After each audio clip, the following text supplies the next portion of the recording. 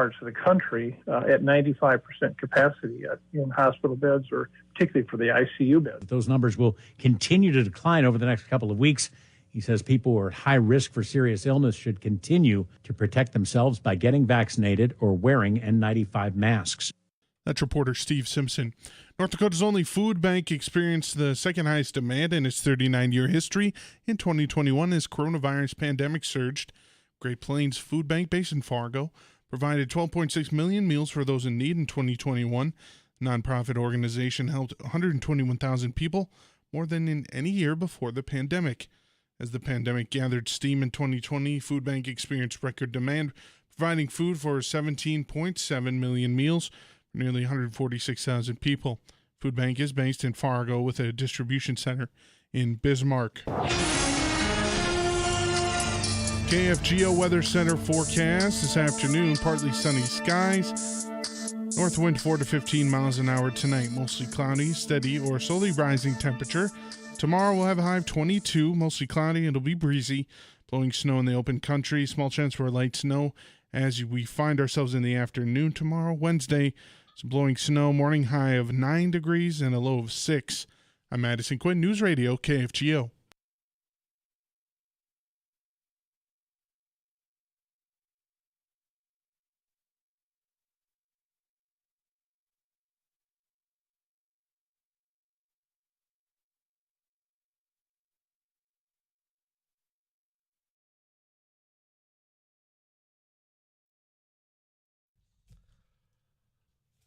Well, we all made it to the Monday following the Super Bowl. Some maybe a little bit more groggy, tired than others. It felt like it all wrapped up much more quickly than I remember in years past. I don't know if it was because they cut down on the post game to get to the Winter Olympics that are going on at the same time. But I remember when I was doing my planning, of which was to stay home, enjoy the game, enjoy certainly the halftime performance, which I did a lot. Too short. That's my complaint. That is my complaint of all of the activities. Well, not entirely. I mean, there were some flags thrown at select times. I have you question certain things. I don't know if it was because they cut down on the halftime game to get to the Winter Olympics. But when it all said and done, I look at the clock and they're already switching over to the Winter Olympics coverage. And it was, 9 o'clock? So I don't know. Maybe it's just getting a little bit more responsible at the time. I was able to get to bed at decent time. I'm not groggy today. So that's my little happy moment for myself. If you are, and you went out there and you just had a great time, I'm hoping that you all got home safe and, quite frankly, getting through the day. And we'll get you to that 5 o'clock punch out together right here on KFGO. You can call the Laney studio line all day today. We got a lot of topics we got to break down from the weekend. 237-5948. And, of course, you can text in, as I've already got text to the Yacht Consultants of North Dakota Text Club. That is 35270. In a little bit, guys, I'm looking up at the TV monitors right now. We're talking about President Zelensky over in Ukraine saying that he was tipped off that February 16th, meaning Wednesday, as a day that they're expecting an attack. We'll talk to Dakota Rudisill about that. He's one of our go-to foreign affairs specialists from Ohio State University about what this all means. What does that look like? Also, the commercials last night, not a whole lot to talk about, but there was a few themes. I mean, there were some products or some services that are pumped into your television sets repeatedly. One of them is electronic vehicles, EVs, and all the brands that are jumping on board with that. I know that Rusty Halverson, our Farm and Ranch reporter, did do a little work on that. We're to visit with him about that, but also cryptocurrency. Now, we had an NDSU professor, Dr. Jim Canton, on just a couple of weeks ago, giving a 101 level education to me mostly, and perhaps some of you, of what crypto is, what Bitcoin, the blockchain. Well, if they're getting the millions upon millions of dollars into advertising for you as a consumer to start putting your money in it, we better get a better understanding about it. That and inflation, quite frankly, is on the top of all of our minds. So we'll visit with him about that in a little bit as well. And we'll recap the entire game. Derek Hansen, host of Couch Potato Radio, going to join us as usual during the 4 o'clock hour to recap the weekend in sports, because it's not just the Super Bowl. You had, the golf down in Arizona, but when it comes to the NFL, Carson Wentz was over headlines Saturday and Sunday as well, as the Colts are expected to either trade or release him after just the 1 year. So we'll talk about that and how things have changed for Carson Wentz as an NFL starting quarterback from taking a team arguably to the Super Bowl. I mean, he was the biggest factor, in my opinion, as to how the Philadelphia Eagles got to get their Super Bowl. But now to have him looking as though he might be on a different team, and we'll break that down a little bit later on. Your thoughts on the halftime performance? That's what's coming in already to our text club. Tyler, I loved the halftime show. Rap legends I grew up listening to was fun to see. Now, I'm on board with you. Not everybody is. Now, you got to think about the production side of all of this. Now, one, if you were a Gen Z or Gen X or a millennial, on the latter stages, which is quite frankly where I'm at, you did grow up listening to the performers as you were growing up. And that's what that nostalgic moment, especially when you had the surprise, you had 50 Cent, which again, how long was he hanging upside down? I think the world wants to know, and dang it, we deserve answers. The pan down was it was comical. It's got a lot of people talking about 50 Cent or 50 Cent, however you want to go ahead and enunciate it. But there was just moments to where the performance itself, I thought, nailed it. And when you have that type of art when it comes to rap, hip-hop music, it seems, in my past experience, to come off better on album than in concert. That wasn't the case last night. I thought that everyone was there. They performed great. I know not everybody enjoys rap music, and that is fine. I mean, it quite frankly is. Everyone's got their own taste. For me, I've got what I consider a wide array. I mean, if you throw up, I don't know, pick any country artist, I think I would have enjoyed part of that. It's all about getting people talking about it as well, though. When I talk about the production side of it, and that's quite frankly what a lot of people are doing today when it comes to just this halftime show. Now, I'm going to throw this out there, and this is just solely circled within my little grouping on social media. The people that were the most vocal saying how much they disliked the halftime performance, there was a lot of crossover between that group last night and the group that was telling me years ago that they were giving up on football altogether. Not watching any more football. The NFL, it's done to me. Well, apparently when it came to the Super Bowl, they were tuning in, or at least for that halftime performance. Tyler, another message is coming in. The best halftime show was the old Chevy parked in front, or best part of it was the old Chevy parked in front coming from our friend down south there. The actual display, I think, was pretty awesome as well. We'll continue the conversation. I got to get a quick break here. I see Mike's on phone. You hold on, Mike. I know you want to talk about something a little different here. I'm coming back to you right after this. On a Monday afternoon, we're just getting started. I'm Tyler Axedis right here on KFGO.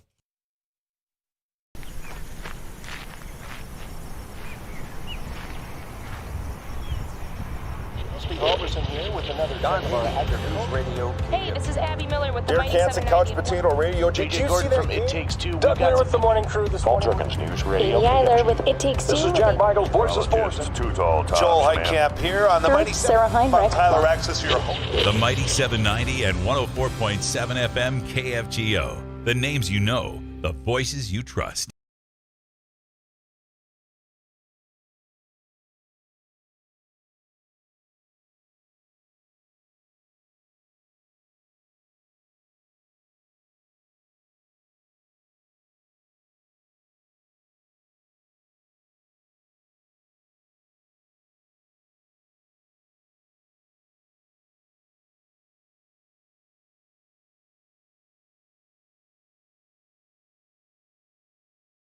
So today on MSUM campus we're doing an ice jam, which is we're combining a bunch of percussion instruments with ice instruments, which are also going to be used in a percussive form. We're going to hit them with mallets, hammers, all those types of things.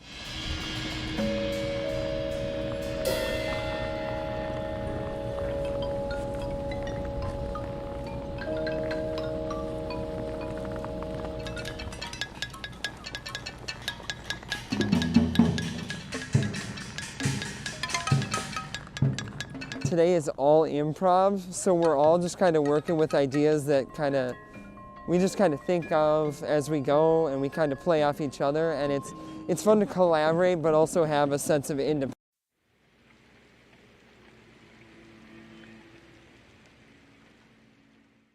Well, we're doing a food giveaway event to the community. A lot of people are facing food insecurity at this time. As we can tell, we had to start about an hour early because we just had so many people lined up. So as people come up and they need whatever they need, volunteers are taking care of it. It's all contactless, so nobody has to get out. Right. And just making sure whatever the greatest need. We're just giving the greatest good. When we're going until the food is out, as people are coming in, if they need 2 boxes and 2 gallons of milk, that's what we're giving. We don't want to leave anybody out. I was in the hospital, and I saw a flyer on the wall. And all the nurses were talking about taking people down there to get food and stuff. I got out last night, the hospital last night, and I said, man, I'm going to do this. When I came from Williston here, I lived on these streets for 3 years, caring. And that's what this is. That's the way I see it. Very helpful. I think it's going to be very helpful because I know people that are doing without. I think it's truly remarkable how much need there is out there. Like I said, we were going to start at noon, but we had so many people lined up. We started at 11, and volunteers have been working their tail off since then. I'm thankful for that. I think this shows that there is some huge needs in the community, and we got some things we got to address.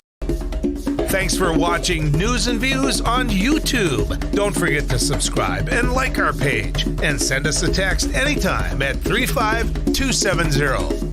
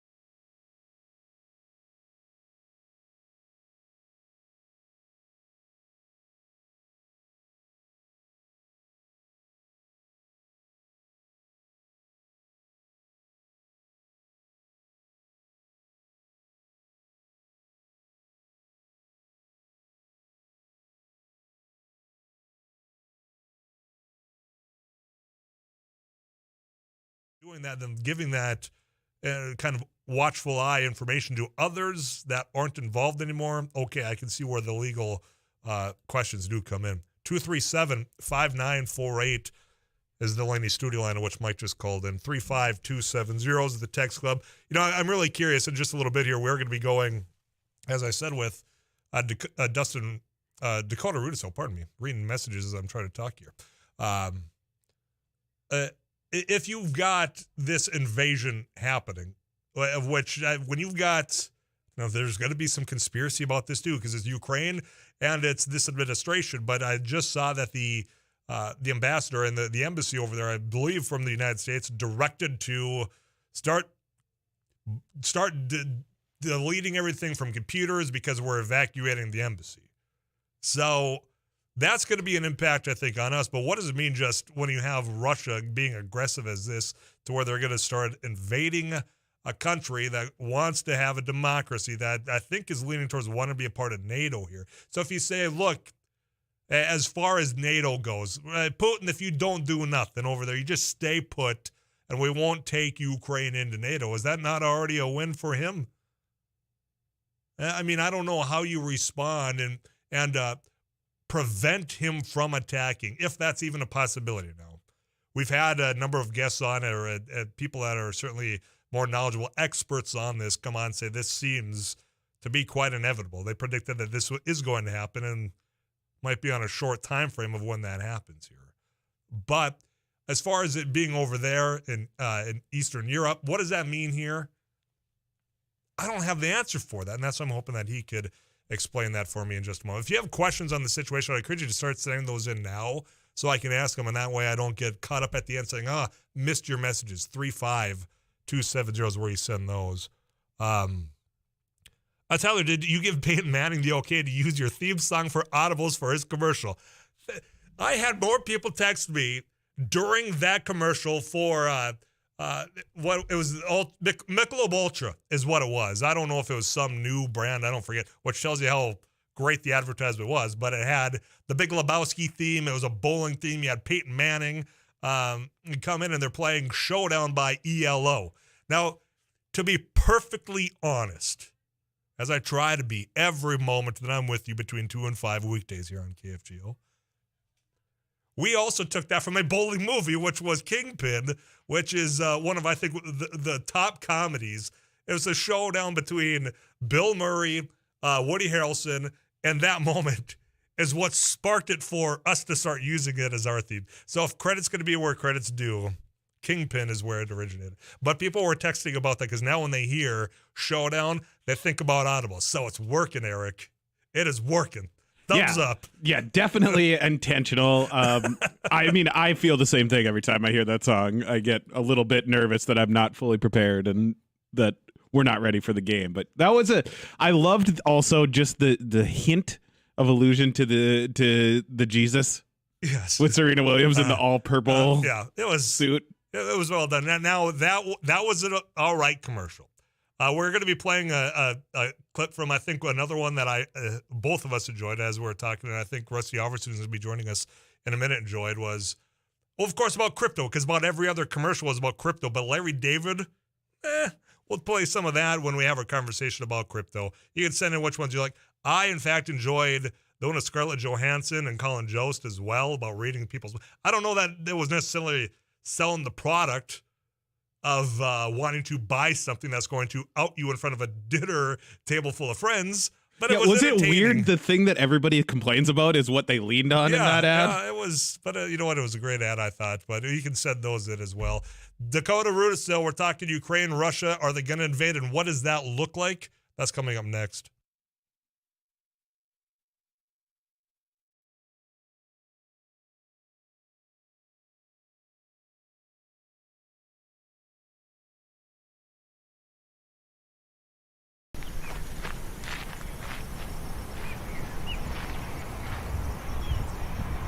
Steve Halverson here with another Don News Radio. Hey, this is Abby Miller with the Derek Mighty Hansen, Couch 790. Potato Radio. Did you see that from It Takes Two? Doug Miller with the morning crew this morning. Perkins News Radio. Katie Eiler with It Takes Two. This is Jack Michaels, Voices Force. Too tall, Joel Heitkamp here on the Mighty Sarah Heinrich. Tyler Axis, your host. The Mighty 790 and 104.7 FM KFGO. The names you know, the voices you trust.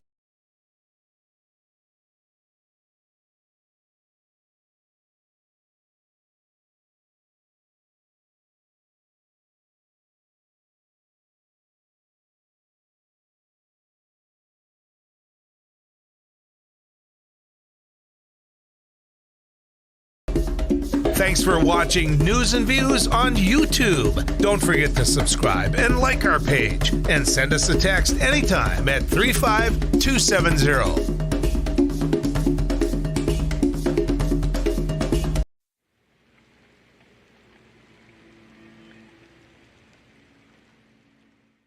So today on MSUM campus we're doing an ice jam, which is we're combining a bunch of percussion instruments with ice instruments, which are also going to be used in a percussive form. We're going to hit them with mallets, hammers, all those types of things.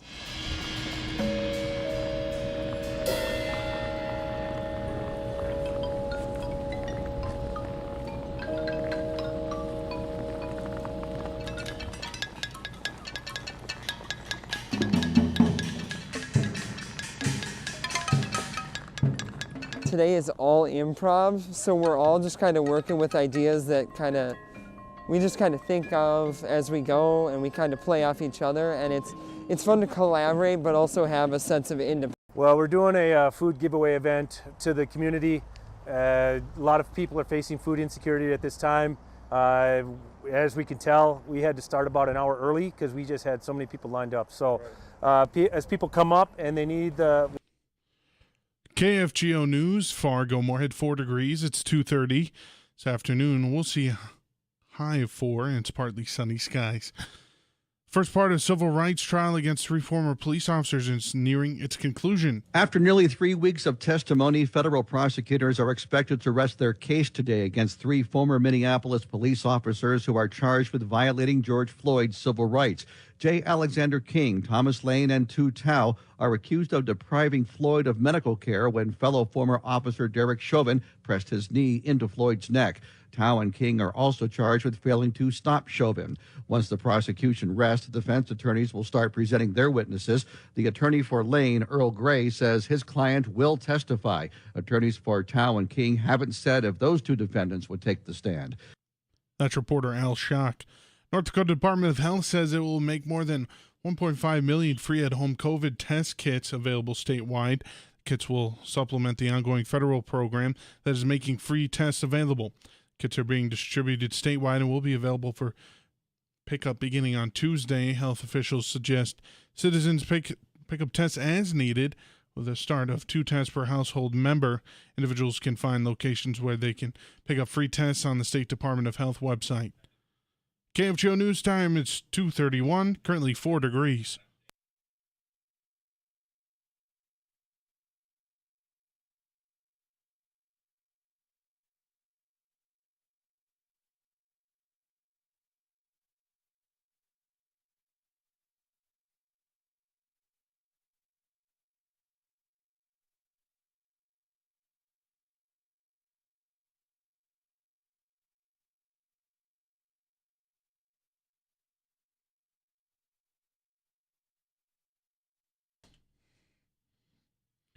Four degrees in Fargo-Moorhead, partly sunny.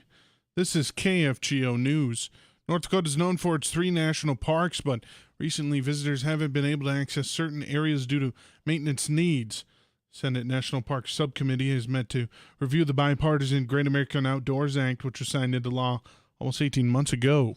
The law created a national fund intended to tackle backlog maintenance requests, which has become a major problem for national parks across the country. Senator John Hoeven demanded commitments from the Department of the Interior and the USDA Forest Service. Hoeven wants to see follow-through that the scenic loop in Theodore Roosevelt National Park is a major priority. Of course, the Restore Our Parks Act provides funding for deferred maintenance, and the Theodore Roosevelt National Park in North Dakota has about $50 million in deferred maintenance needs. So it's very important we get them funded. If you've been out there, it goes right down into the ravine. So the whole road is, caved in. And to repair 6 miles, that is no small task. So I'm just trying to push it along as quick as possible so people can enjoy that beautiful scenic loop in the South Unit. Hovind hopes the project can be finished by 2024. KFGO Weather Center forecast this afternoon. Partly sunny skies tonight. Mostly cloudy, steady or slowly rising temperature tomorrow. See high of 22, mostly cloudy. It'll be breezy. Some blowing snow in the open country makes for a small chance of light snow in the afternoon as well. Wednesday morning high of 9, low of 6. Partly to mostly cloudy and breezy. And Thursday high of 0 and a low of 16 below. I'm Madison Quinn, News Radio, KFGO.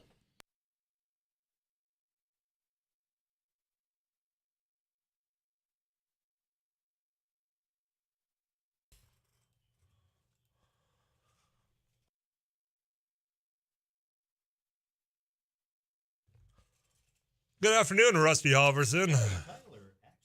Good to see you again. Did you enjoy the game? Did you enjoy the commercials? The big game. How about that halftime performance? You want to get into that? Really good too. Oh, see, yeah. On the old DVR where you can pause live TV. Yeah. Sometimes you got to pause the game and just fast forward to the commercial. That's in the Rusty Halverson household. That's how you do this, huh? You never know when's the appropriate time to get up and use that bathroom break. Here, you want to know what the first time? And I'm like, it's early. I got up, and by the time I got back, Odell Beckham had scored a touchdown already. Yeah, that was a heck of a play. And I mean, halftime showed great. Mm-hmm. And I also listened to some of our coverage on the radio. Well, because Kevin Harlan is just spectacular. So, I mixed in a little radio with TV, and overall, fantastic. Yeah.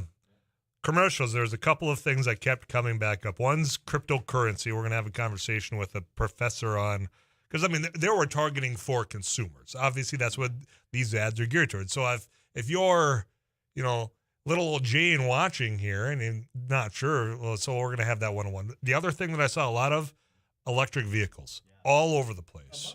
A bunch of them. Yeah, a bunch of them. Hot topic, obviously. The White House recently announcing a plan for increasing electric vehicle charging stations around the nation with a focus on rural areas. That's the important topic. Energy Secretary Jennifer Granholm says it's time to help rural areas become better prepared for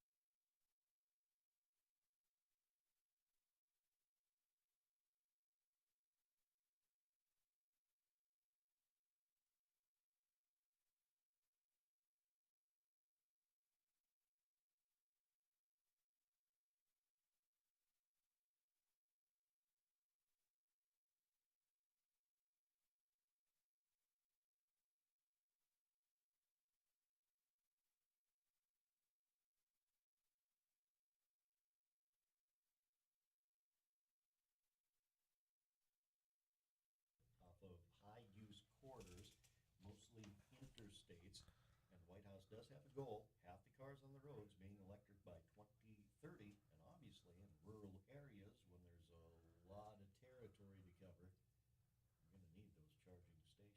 Every 50 miles. That's aggressive.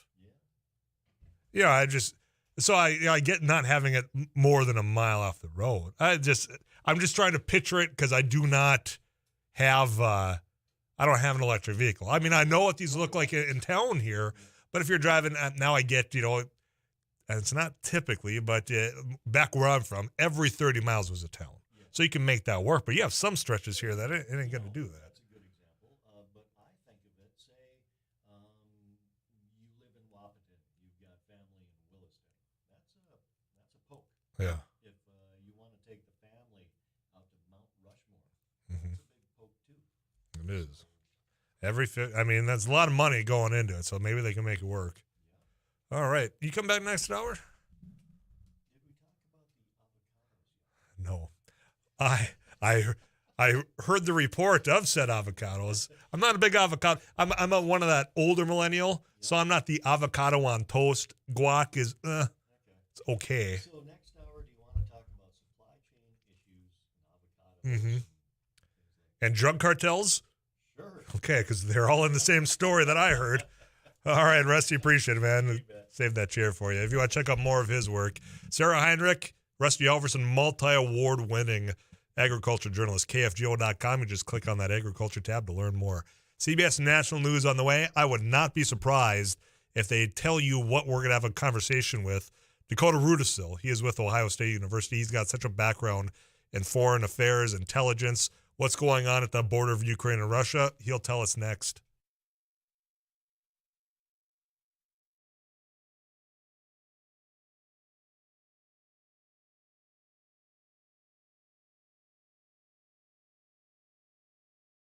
So today on MSUM campus, we're doing an ice jam, which is we're combining a bunch of percussion instruments with ice instruments, which are also going to be used in a percussive form. We're going to hit them with mallets, hammers, all those types of things.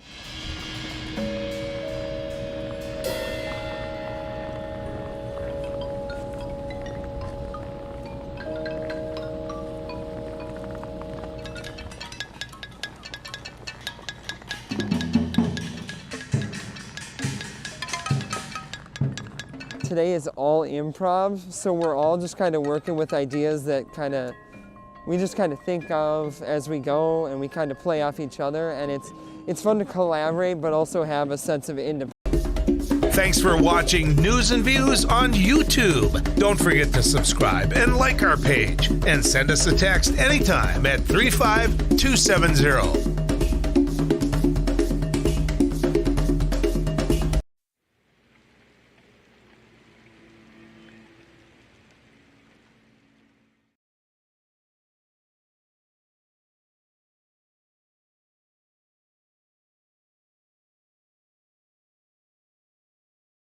Well, we're doing a food giveaway event to the community.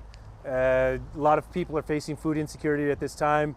As we can tell, we had to start about an hour early because we just had so many people lined up. So as people come up and they need whatever they need, volunteers are taking care of it. It's all contactless, so nobody has to get out. Right. And just making sure whatever the greatest need. We're just getting the greatest good. When we're going until the food is out. As people are coming in, if they need 2 boxes and 2 gallons of milk, that's what we're giving. We don't want to leave anybody out. I was in the hospital, and I saw a flyer on the wall. And all the nurses were talking about taking people down there to get food and stuff. I got out last night. Got out of the hospital last night, and I said, man, I'm going to do this. When I came from Williston here, I lived on these streets for 3 years, caring. And that's what this is. That's the way I see it. Very helpful. I think it's going to be very helpful because I know people that are doing without. I think it's truly remarkable how much need there is out there. Like I said, we were going to start at noon, but we had so many people lined up. We started at 11, and volunteers have been working their tail off since then. I'm thankful for that. I think this shows that there is some huge needs in the community, and we got some things we got to address.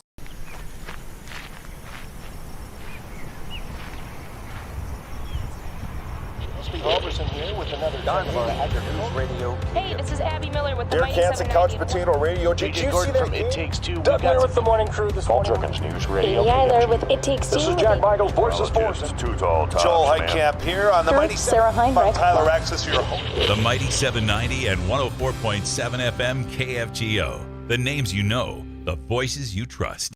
As we speak, the White House is briefing on the latest tensions between Russia, Ukraine, what's expected to happen. What does it look like? That's a question that's been posed to me over the weekend. My go-to to explain all that is Dakota Rudisill. He's associate professor of law at the Ohio State University. Dakota, how are you doing, man? I'm doing okay. How are you? Doing pretty good. Actually, I'm doing well. You're in Ohio. I'm curious, before we get into the serious topic, let's talk about how the mood, the emotions are down there. Is your neck of the woods in Ohio one of those areas that said, hey, kids, you don't have to come to school the day after the Super Bowl? No, my kid is at school today. I live in Columbus, about 2 hours from Cincinnati, so we're not quite as Bengals crazy as Cincinnati is. But a lot of people here in Ohio obviously rooting for the Bengals, and there's some disappointment about that. But, I think there's also kind of a sense of gratitude about it. They had a great run and they went to the Super Bowl, and that hasn't happened for a really, really long time for either of Ohio's NFL franchises. I was 4 the last time that the Bengals made it to the Super Bowl. So, yeah, it's been a very long time. That was many, many moons ago. But, all right, I just wanted to do that welfare check to see how our friends down in Ohio are doing. But, we're okay. Okay, good to hear. More serious note here. Earlier today, and I'm telling you, within the last 2 hours, you have President Zelensky in Ukraine saying that he was informed that Wednesday, February 6th, will be the day of an attack, according to his comments. Now, here's the thing with that. He made those comments, and now within the last hour, he said, that was saying that in irony. This is no time to probably be speaking loosely, I would say, with the tensions being what they are, Dakota. Yeah, I would agree with that. That kind of recalls Ronald Reagan's joke during some of the darkest and coldest days of the Cold War. He was asked about the Soviet Union, and he said, bombing starts in 5 minutes. Jeez.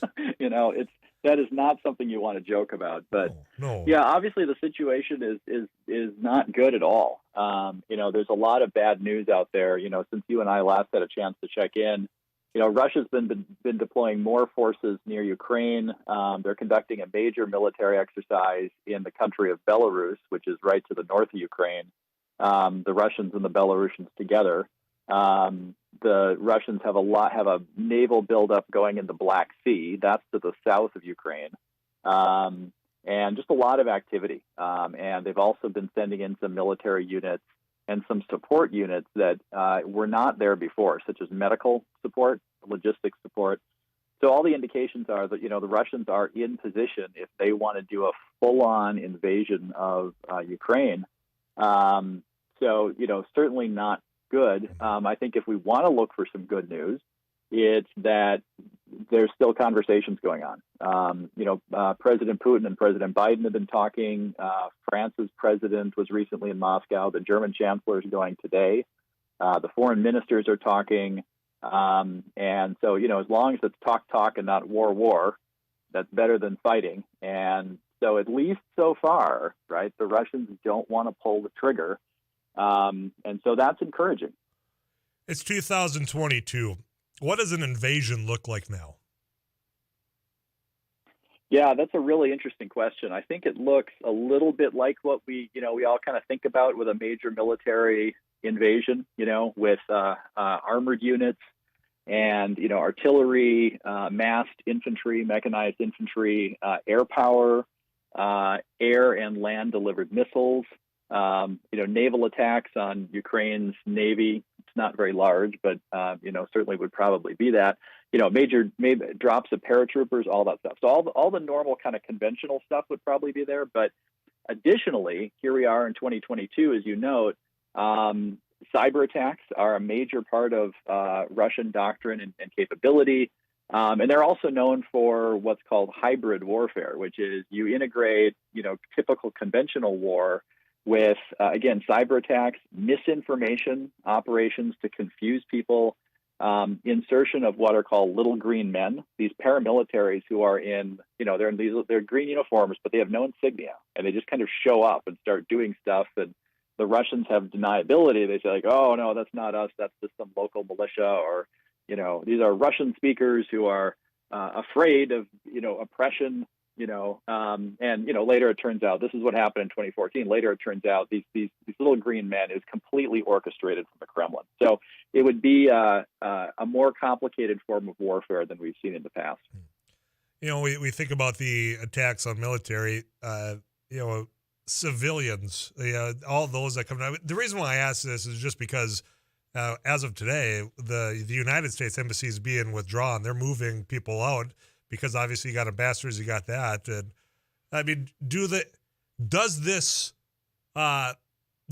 get just isolated to military, or is this something that, look, they're going in full force and just stay off the streets? I'm just curious what's being told to residents in a moment like this. Yeah, that's a really interesting question. I mean, don't have kind of a clear sense of what the Ukrainian government, is providing in terms of advice to its people. But what I have seen on Twitter over the last week or so are, accounts by people who live in Ukraine, who are English speaking and are tweeting, and they're terrified. And, some of them are thinking about fleeing or are fleeing. There are a lot of others who are saying, we're probably going to get overrun. The Ukrainian military is not as strong as the Russian military. And just average everyday people are saying, I'm going to fight. I'm going to shoot from my house, which is, the Russian military is an extremely advanced force.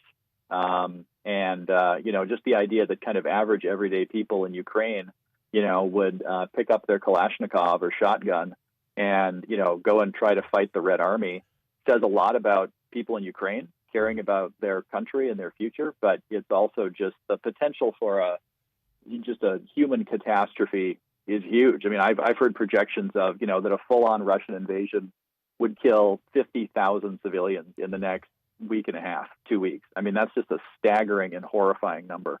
And why? Why is it? Like, why should President Putin launch a major war that kills 50,000 innocent civilians? He makes these claims about Russian interests being disregarded, but what are those interests? Russia gets to oppress the countries near it. Is that a legitimate interest? I don't think so. Dakota Rudisil, our guest, associate professor of law at The Ohio State University. And Dakota, we have a caller that has a question for you. I'm going to get Jeff on the phone lines. Jeff, you have a question for Dakota? Yeah, thanks for having my call. That was my question exactly. Why is all of this taking? What does he want to accomplish by invading? I just don't know. What is the reason? Yeah, well, that's an excellent question, and it's one of the core questions. And, I think that the U.S. intelligence community is constantly assessing that question. I think that, if we would have people sitting here today from the CIA and from the Pentagon, I think what they would probably say is that Vladimir Putin and his regime have a number of long-standing objectives, just kind of big overall objectives that are operating here. One of them is that they want to halt further expansion of American influence. They view NATO as basically just, NATO is just a bunch of, toadies who work for the United States. And so they don't want Ukraine to join NATO because they don't want NATO to get any stronger. A second objective that they have, probably just as important, is that they want Putin and his regime, this authoritarian regime, to stay in charge in Russia. And the direction that most of the Ukrainian people want is one that is kind of intolerable for that Russian leadership and that regime. The Ukrainians want to have a democracy. They want to join the European Union. They want to be allies of the United States. They want to get rid of corruption. They want to have a capitalist economy. They want to basically join the West and be just kind of a decent, normal, functional democracy.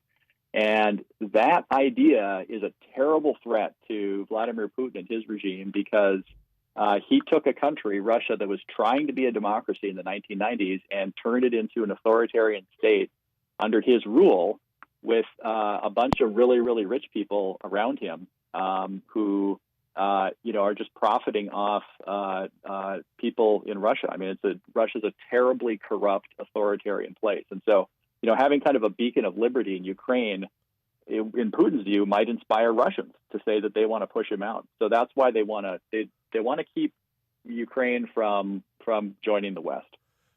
Jeff, thanks for the phone call. Dakota, I got to get a weather update from Too Tall Tom. Do you have just like 5 more minutes for me? Absolutely. All right. I appreciate that, my man. Dakota Rudisil, he's a professor of law down at Ohio State University. Got to get you a weather update from Too Tall Tom. We'll wrap up the conversation right here next. So today on MSUM campus, we're doing an ice jam, which is we're combining a bunch of percussion instruments with ice instruments, which are also going to be used in a percussive form. We're going to hit them with mallets, hammers, all those types of things.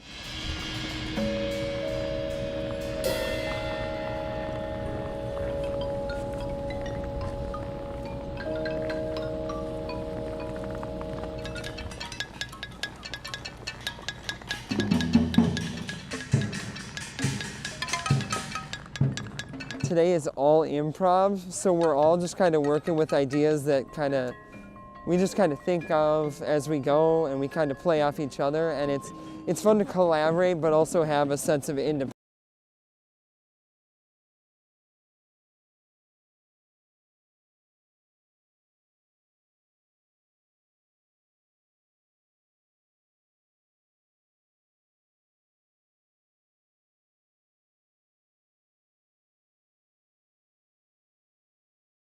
Well, we're doing a food giveaway event to the community. A lot of people are facing food insecurity at this time.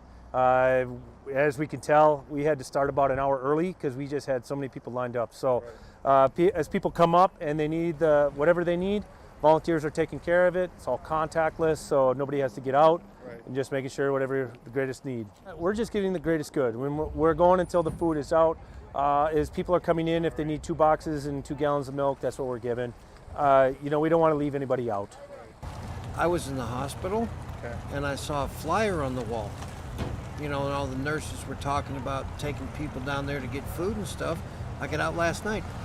Got out of the hospital last night, and I said, man, I'm going to do this. When I came from Williston here, I lived on these streets for 3 years, caring. And that's what this is. That's the way I see it. Very helpful. I think it's going to be very helpful because I know people that are doing without. I think it's truly remarkable how much need there is out there. Like I said, we were going to start at noon, but we had so many people lined up. We started at 11, and volunteers have been working their tail off since then. I'm thankful for that. I think this shows that there is some huge needs in the community, and we got some things we got to address.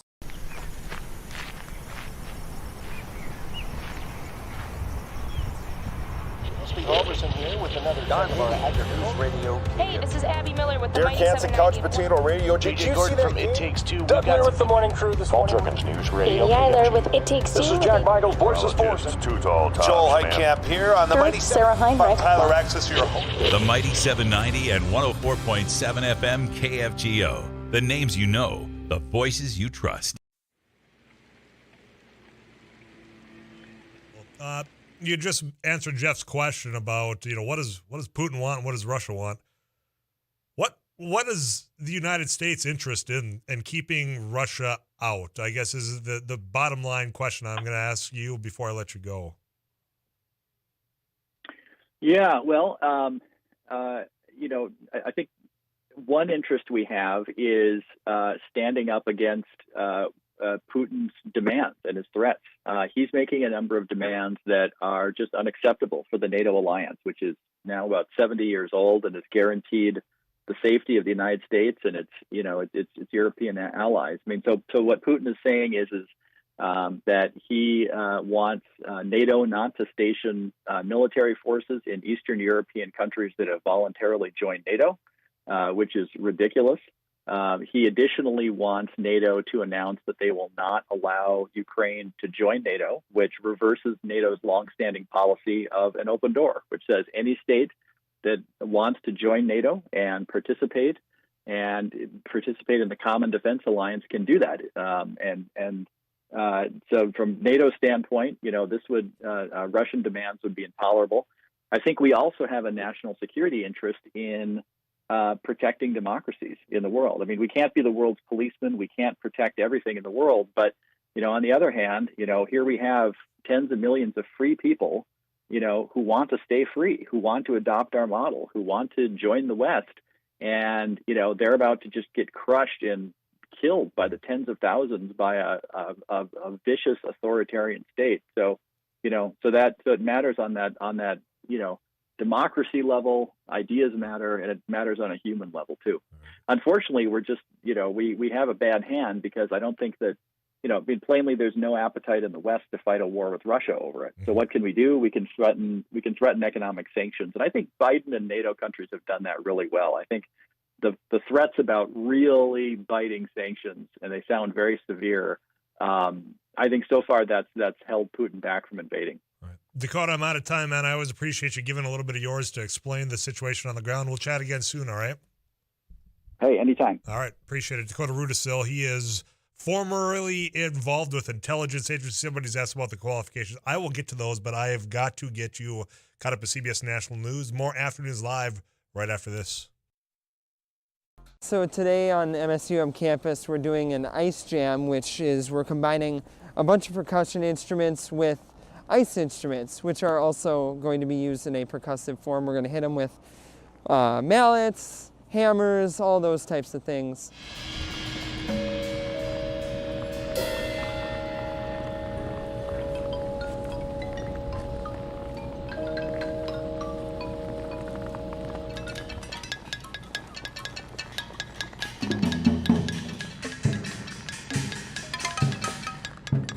Today is all improv, so we're all just kind of working with ideas that we just kind of think of as we go, and we kind of play off each other, and it's fun to collaborate but also have a sense of independence.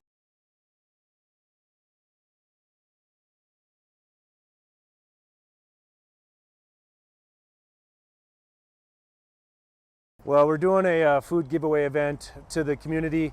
A lot of people are facing food insecurity at this time. As we can tell, we had to start about an hour early because we just had so many people lined up. So as people come up and they need whatever they need, volunteers are taking care of it. It's all contactless, so nobody has to get out, and just making sure whatever the greatest need. We're just getting the greatest good. We're going until the food is out. As people are coming in, if they need 2 boxes and 2 gallons of milk, that's what we're giving. We don't want to leave anybody out. I was in the hospital, and I saw a flyer on the wall. And all the nurses were talking about taking people down there to get food and stuff. I got out last night. Got out of the hospital last night, and I said, man, I'm going to do this. When I came from Williston here, I lived on these streets for 3 years, caring. And that's what this is. That's the way I see it. Very helpful. I think it's going to be very helpful because I know people that are doing without. I think it's truly remarkable how much need there is out there.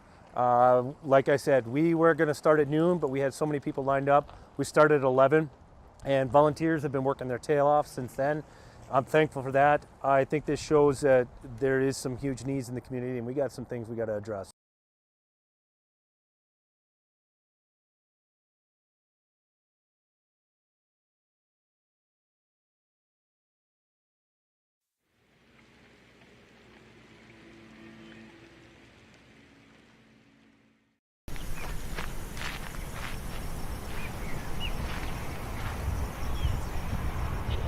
Here with another News Radio. Hey, this is Abby Miller with the Derek Hansen, Couch Potato Radio. Did you see that from It Takes Two? Doug Miller with the morning crew this morning. Jerkins News Radio. Amy Eiler with It Takes Two. This is Jack Michaels, Voice of Sports. Joel Heitkamp here on the Mighty Sarah Heinrich. Tyler Axis, your host. The Mighty 790 and 104.7 FM KFGO. The names you know, the voices you trust.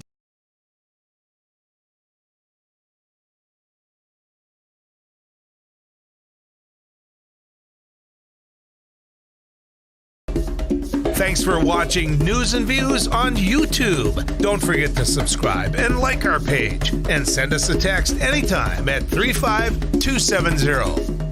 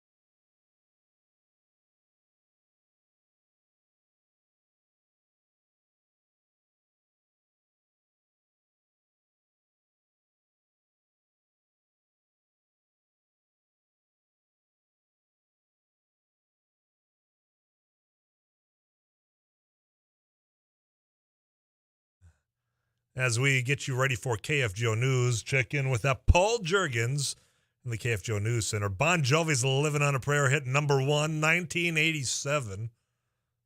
Also on this day at Wayne's World hit theaters, 1992. Here, I want to address this question that came in. Tyler, what's this guy's credentials? Is he a law professor? Why don't you get a history professor on? Because Dakota Rudisill worked in national intelligence for a number of years. I mean, a national security advisor from 1995 to 2003. He was a special assistant to the Office of the Director of National Intelligence. His specialty is in intelligence and foreign affairs. That's why he's one of our many go-tos when it comes to what's going on, in particular over with Russia, Ukraine in this particular moment, and with Afghanistan. We had him on to discuss that. If you missed any of those, podcast KFGO.com or wherever you get your podcasts.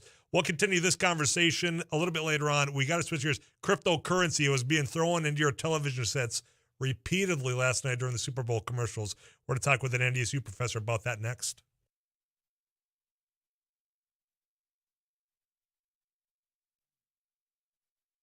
KFGO News, Fargo-Moorhead, 3 degrees. I'm Paul Juergens. The North Dakota Department of Health says it'll make more than 1.5 million free at-home COVID-19 test kits available statewide. The kits will be in addition to the ongoing federal program that is making free test kits available. The kits will be given out across the state. People are urged to pick up tests as needed with the start of 2 tests per household member. You can find locations to pick up the tests on the State Department of Health website. The sites will be updated twice a week as more locations receive test shipments. Schools could not withhold information from parents about their child's well-being or education. Districts have to make all instructional materials available to parents at no cost, and no one could be forced to give their address at a school board meeting. Those are all parts of a parents' rights bill from Minnesota Senate Republicans. Lino Lake State Senator Roger Chamberlain. With the last couple of years, the turmoil, they've been ignored, they've been bullied, they've been silenced, they've been threatened, even to the point where some people wanted to treat them as terrorists for simply going to a school board and wanting answers for their children. The proposal would also establish education savings accounts, allowing parents to set money aside for tutoring, tuition, and other support services with certain tax benefits. One person has died in a mobile home fire in Cass County in northern Minnesota. The fire was on Highway 2 in rural Bena. First responders found the home engulfed in flames. An autopsy will be done by the Ramsey County Medical Examiner's Office. The investigation continues with the assistance of the State Fire Marshal's Office. Engineering professor at the University of Jamestown has announced her campaign for U.S. Senate. Katrina Christensen is seeking the Democratic nomination for the seat held by Senator John Hoeven, who won his 2016 re-election bid with 78% of the vote. Bismarck State Representative Rick Becker is challenging Hoeven for the Republican endorsement. Christensen is the first Democrat to announce for statewide elected office. KFGO Weather Center forecast. We are at 3 degrees, partly sunny now, mostly cloudy tonight then. Steady or slowly rising temperatures, mostly cloudy tomorrow. KFGO meteorologist Tom Szymanski is expecting a strong south-southeast wind tomorrow, 15 to 30. That could produce some blowing snow once again in open areas and a chance of light snow tomorrow afternoon. Wednesday, partly to mostly cloudy, some blowing snow, high in the morning of about 9. And then Thursday, mostly sunny, 0. Fargo-Moorhead, partly sunny, 3 degrees. Paul Juergens, News Radio, KFGO.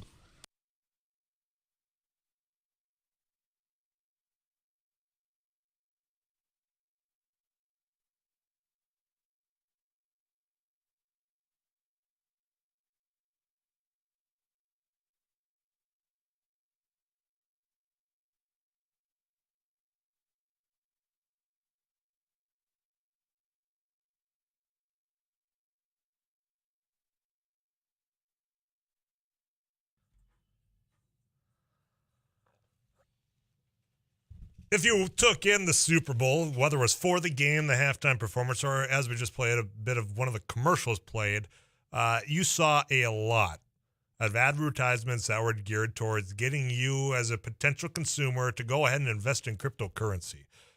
If you're like me, you're so confused on what in the world that even means. So here to help break that down for us yet again is a friend of the show here, Dr. Jim Catton up at NDSU, professor of economics. How are you doing, Doctor? For having me on, Tyler. Oh yeah, thanks for joining us again here. The ads were noticeable when it comes to to cryptocurrency. And I'm just curious, for me, there still isn't a good grasp for, I think, a lot of people out there of what this even means. So if I'm sitting there watching this, as I was last night, and I'm like, well, I want to learn more, what questions do you think people need to know what to ask about cryptocurrency investing? Interesting seeing this highlighted in the commercials, and it certainly is gathering a lot of attention. But, as we talked about last time, there's a lot going on with cryptocurrency and with blockchain. And, some of these ads were encouraging, people to do their own research, not just have other people invest their money for them into cryptos. But, the big draw at the moment, especially in the United States, is just simply getting your money invested in crypto. There's a lot of interest in investing in cryptocurrency. Now, how do you know whether or not the cryptocurrency you've invested in is actually a good cryptocurrency? I think that's a good question, and if you can answer that question, Tyler, you can make a lot of money. In crypto or US of A dollars? Because that's an important distinction for me right now, Doctor. One of the things, and I want to go to this commercial that was played because people saw that QR code bouncing around, just like that scene from The Office. Yeah, that scene from The Office. Everyone's waiting for it to hit that corner so we could all celebrate. Some people actually went and tried that. And my understanding, I was not one of them. So this is secondhand knowledge here. You go up there, you scan it, it takes you to a site about cryptocurrency. And the way it was explained to me is if you go ahead, you set this all up with your bank, you might get $15 free to play with. So to me, that seems a little aggressive as far as an approach. Am I wrong in assuming that? They're providing a service. We're talking about Coinbase here, and it certainly attracted a lot of attention. I did not experience having the site shut down, but word is that it was so successful that it overloaded the site at least at some point. And it's kind of like if you open an E-Trade account. Sometimes they'll give you some free trades or they give you some money to start with. Why? Because they know once they get you trading, they're going to get that back with fees. Okay, so I would say, so what's in it for these individuals that are pushing? Because I mean, if you're thinking about the investment as, all right, I've got this coin, whatever you want to call that cryptocurrency, and you're spending the millions of dollars to get these celebrities to be on Super Bowl ads. I mean, how much are they charging in fees? I assume it probably varies from whatever company A to company B.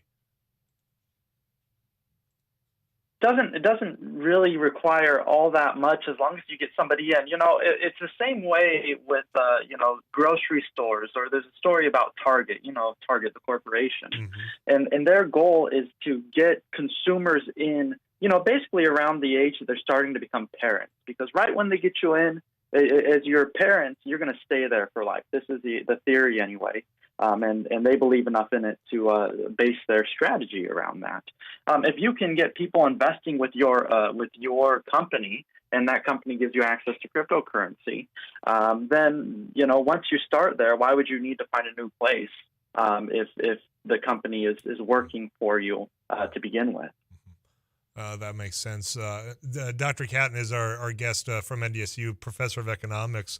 I'm going to switch gears to inflation here in just a moment, but I mean, if your parents came to you and said, Jim, I'm interested, I saw these Super Bowl ads, what would your answer to them be? That you would trust it, or who do you recommend they talk to, I guess, is a question that I have. It's kind of, I feel the same way about investing in cryptocurrency. If you're not going to use it as money, and there are places where it would make sense to use it as money, but if you're not going to use it as money, it's kind of like investing in gold. You don't make your whole portfolio gold. You don't make your whole portfolio precious metals, at least if you think that things are going to be relatively normal. But if you think that there's a good chance that the price is going to take off, maybe you allocate a small portion of your portfolio to it. And I think that this in general, I think, is the strategy. If somebody's going to go and put all of their money in cryptocurrency, well, it's a really highly volatile asset, but interest in investment in it is growing. And obviously there are a lot of people who are interested but don't know the first thing of how to invest in it. I think that those who are advertising with the Super Bowl, they see themselves as providing that service. It's an awareness that's very easy to do, and scan the QR code, and now you're at a place where you can learn about how to do that. You've taken the first steps. I'm just going to throw this one out there about the QR code. Hearing that the website about something that's digital-based, internet-based currency is not very promising if they couldn't have their site maintained while people had that evidence. There's my 2 cents. Take that for what it's worth out there. Doctor, I want to switch gears here because the other thing that people were noticing about the Super Bowl wasn't exactly just the ads. It was how much things cost, say, for the food. To get on the table, you had the party. Inflation, I know it's been in headlines. We've had conversations with others about, we thought this was transitory, that this was just going to be a temporary thing. I'm curious, are you of the mindset that it is still just a transition back to a new normal? Where are we at when it comes to inflation? Of it. We are in the thick of higher inflation right now. Investors seem to think that inflation is going to remain elevated for the next 1 to 2 years before finally settling back down to the normal, let's say like the 2 to 3% range. The Fed target, the average target is 2%. But really what happened was that the Federal Reserve greatly expanded. They didn't just buy assets, but they let a lot of currency circulate in the economy, which is something that over the last decade and a half they've not been doing as much of. But this time around with the COVID-19 scare, that all of a sudden there's a lot of money provided to the financial sector that at first didn't quite pick up expenditures, but now, consumer expenditures, if you look at personal consumption expenditures, they have been elevated since early 2021, and they remain elevated. So the central bank succeeded, and perhaps it succeeded too much, and now they're trying to make sure that it doesn't turn into a problem. But the key factor to look at there, again, Tyler, is currency and circulation. There's more money circulating in the economy supporting expenditures, and they operated with a level of expansion that we hadn't seen in quite some time when that happened. One of the things that comes to mind, though, is that when I see the headlines from, a lot of people eating chicken wings, right, during the Super Bowl, count me in as one of them. And one of those suppliers is, say, Tyson Food. And they attributed that the increase in prices for their products it's all inflation based. That's why you're paying more for that chicken thigh. But then on the record profits, Tyson Food, I mean, you've got an administration here that did throw out a couple of weeks ago saying, you know what, it's because of corporate greed. That's why things are costing more, not necessarily inflation. I'm just curious, as a professor, does that have any merit to it as far as profits going up high, yet what you're paying for is, how do you balance those two out? A couple things going on. First of all, if you have inflation, the dollar value of profits are going to increase, right? Because if profits, let's say that you earn a profit of 5%, of your investment. So you put in some amount of money and you get 5% back. If the value of the goods are rising, or I should say the prices of the goods are rising, then the dollar value of your profits are going to tend to increase. So that shouldn't be a surprise. But there also is a process by which inflation occurs. When the money is first distributed, if people are not expecting inflation, then those at the very beginning of the productive process are going to profit, because commodities are still relatively low in value at first. They start bidding up the commodities, those inputs to the productive process, right? And but they get a hold of those commodities very first, before those prices are fully bid up. So that means the inputs at first are cheap, but then expenditures drive up the price of the outputs. So when they're selling, the prices are driven up because everybody has money to spend, and only through the process of the businesses purchasing these inputs do those other prices begin to rise. So there may be, in the short run, a period where businesses seem to have elevated profits. It'll be a combination of this inflation that naturally increases the dollar value of profits, but also the position of producers in the economy. This is just the market process at work. It very quickly is alleviated in terms of any excess profits because businesses are competing with each other. If a corporation is charging a very high price and another corporation can charge less, they'll gather more consumers purchasing from them if they charge less. But ultimately, the cost of the goods are going to be driving these prices increases. And that's what we see with vehicles. That's what we see with food right now, right? And ultimately, it's truly inflation. It's not simply – people are not suddenly more greedy today than they were 2 years ago, and therefore we have inflation, right? This is just the mechanics of inflation driven by monetary expansion. We just haven't seen it in 3 decades, so we forgot about it. We don't remember what it's like. Doctor, I appreciate your time. I'm up against the clock here, but I tell you what, we'll continue this conversation another time. Until then, you take care, all right? Good being on. All right, yep. Enjoy a conversation as always. Dr. Jim Canton up at NDSU. Behind my time, got to get you this little update. If you're on hold there, you stay right there. I'm coming back to you right after this.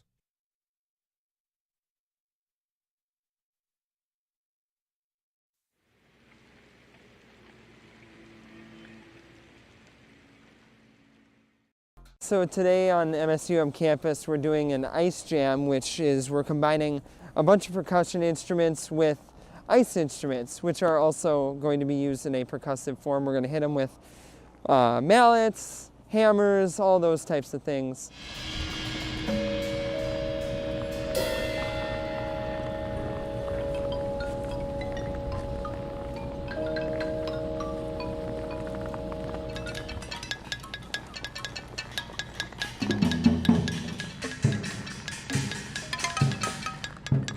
Today is all improv, so we're all just kind of working with ideas that we just kind of think of as we go, and we kind of play off each other, and it's fun to collaborate but also have a sense of independence.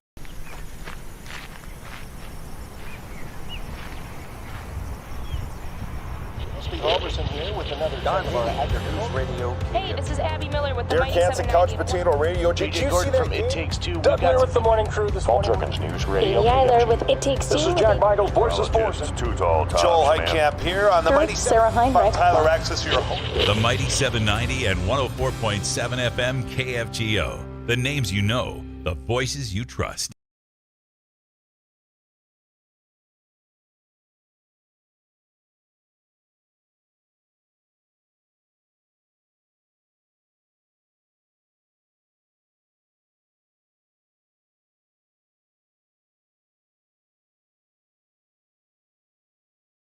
Well, we're doing a food giveaway event to the community. A lot of people are facing food insecurity at this time. As we can tell, we had to start about an hour early because we just had so many people lined up. So as people come up and they need whatever they need, volunteers are taking care of it. It's all contactless, so nobody has to get out, and just making sure whatever the greatest need. We're just getting the greatest good. We're going until the food is out. As people are coming in, if they need 2 boxes and 2 gallons of milk, that's what we're giving. We don't want to leave anybody out. I was in the hospital, and I saw a flyer on the wall. And all the nurses were talking about taking people down there to get food and stuff. I got out last night, the hospital last night, and I said, man, I'm going to do this. When I came from Williston here, I lived on these streets for 3 years, caring. And that's what this is. That's the way I see it. Very helpful. I think it's going to be very helpful because I know people that are doing without. I think it's truly.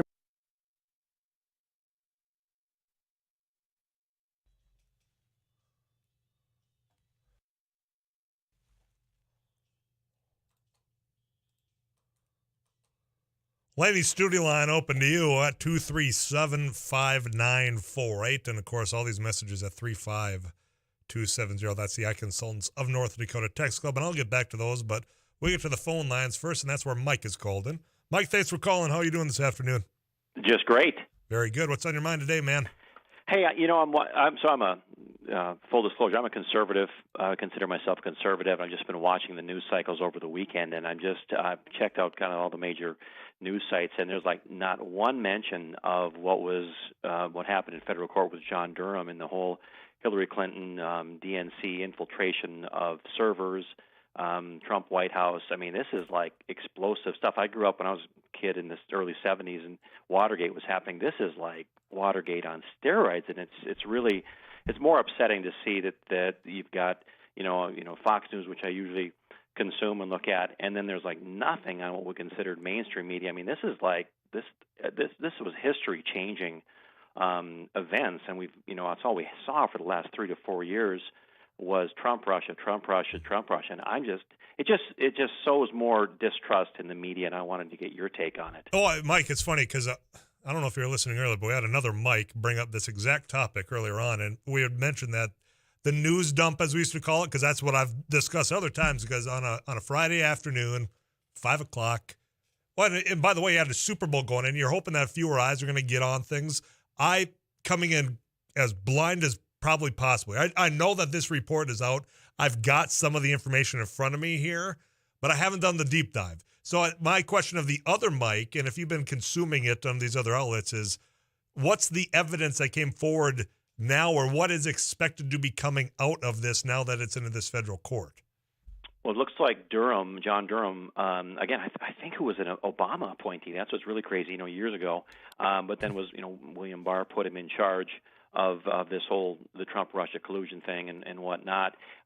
Made filings. He wouldn't go forward with these filings unless he had the evidence. Basically, there's tech experts, people that were privy to, White House servers were basically complicit or worked with the Hillary Clinton campaign, basically, bought off, or they were found to be on the payroll, at least Sussman was, and they were able to eavesdrop, both on not only on Donald Trump, on Trump Tower when he was a candidate, but also throughout the Trump's presidency. And I talk about Watergate echoes. It just seems like it's incredible. And this, I know it had to have affected the 2018 midterms, because that's all you heard was the Trump-Russia, suspicion, and then the 2020 election.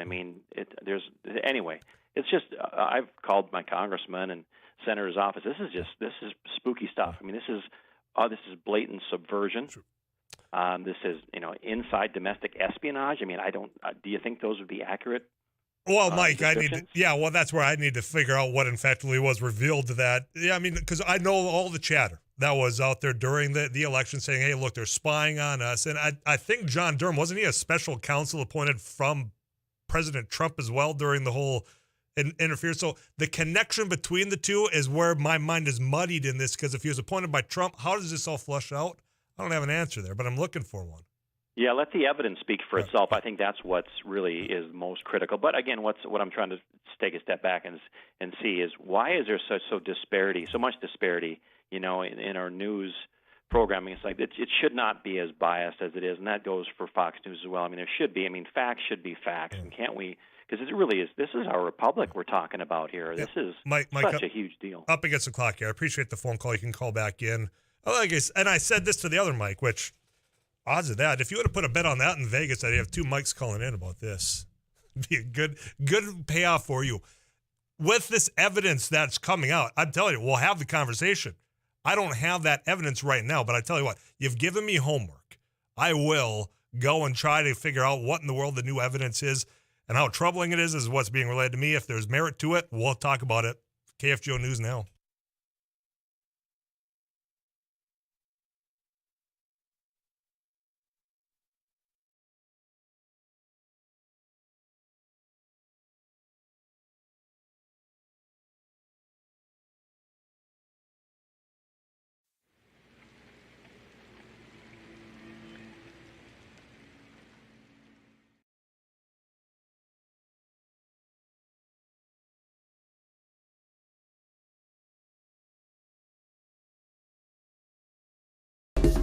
Thanks for watching News and Views on YouTube. Don't forget to subscribe and like our page, and send us a text anytime at 35270.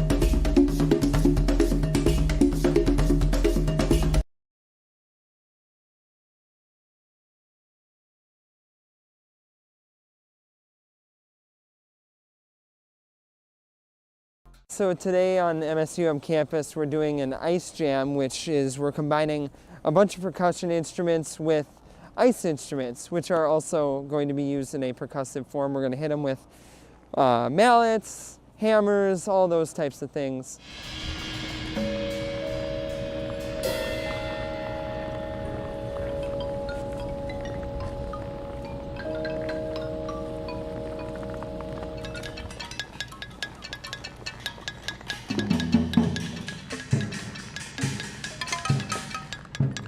Today is all improv, so we're all just kind of working with ideas that we just kind of think of as we go, and we kind of play off each other, and it's fun to collaborate, but also have a sense of independence. Well, we're doing a food giveaway event to the community. A lot of people are facing food insecurity at this time.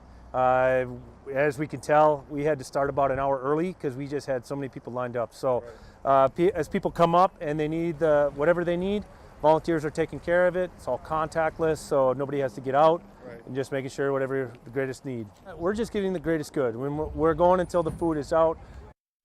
KFGO News, Fargo-Moorhead, mostly cloudy now. It is 3 degrees. I'm Paul Juergens.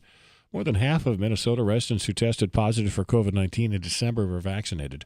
The Department of Health breakthrough case data does not indicate if people had received booster shots. About a third of those who were hospitalized for COVID or died during the month were also vaccinated. The Omicron variant was a big part of the growth in breakthrough infections.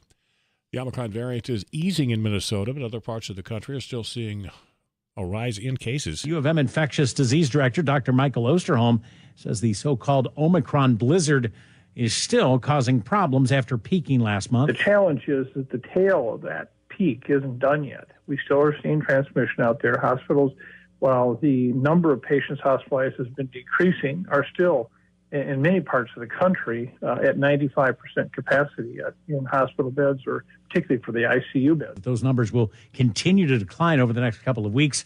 He says people who are at high risk for serious illness should continue to protect themselves by getting vaccinated or wearing N95 masks. Reporter Steve Simpson, mostly cloudy, 3.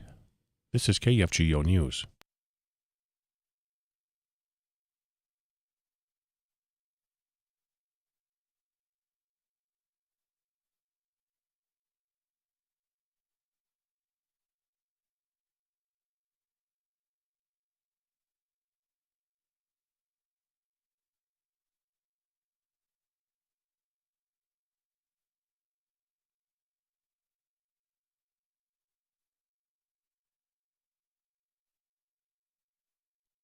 Three degrees. This is KFGO News. A growing number of demonstrators continue to block traffic from passing through the Emerson, Manitoba port of entry just north of Pembina, North Dakota. The Royal Canadian Mounted Police says all 4 lanes of Highway 75 near the port remain blocked. Police are advising drivers to expect substantial delays and to avoid the area. Truck drivers have been organizing blockades in several locations to protest Canada's COVID-19 restrictions and mandatory vaccinations for commercial truck drivers. North Dakota's only food bank had the second highest demand in its 39-year history last year as the pandemic continued. Great Plains Food Bank provided more than 12.5 million meals.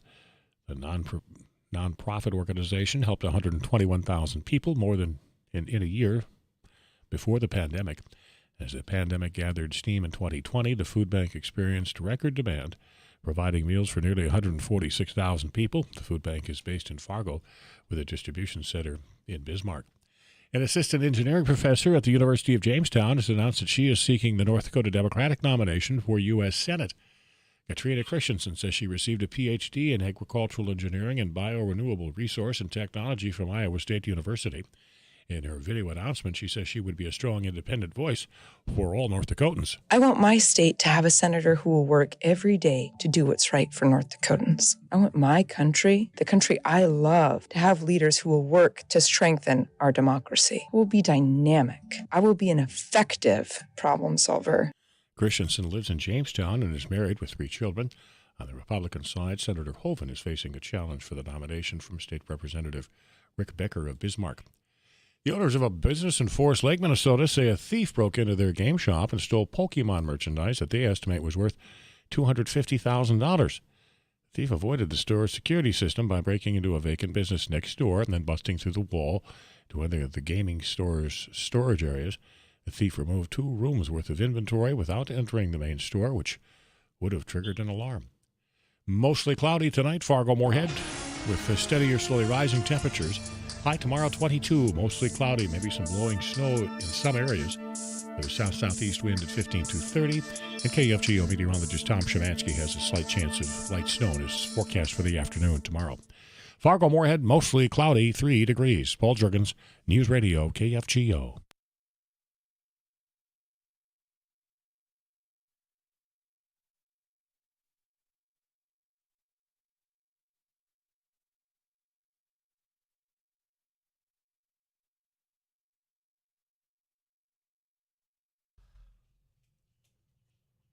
Number of messages in response to our two random calls on this this investigation. I'll get to those, but my man Rusty Halverson in studio. Hi, man. Oh, this Durham report that came out. People are calling in. 2 mics calling in randomly about this. So we'll talk about it.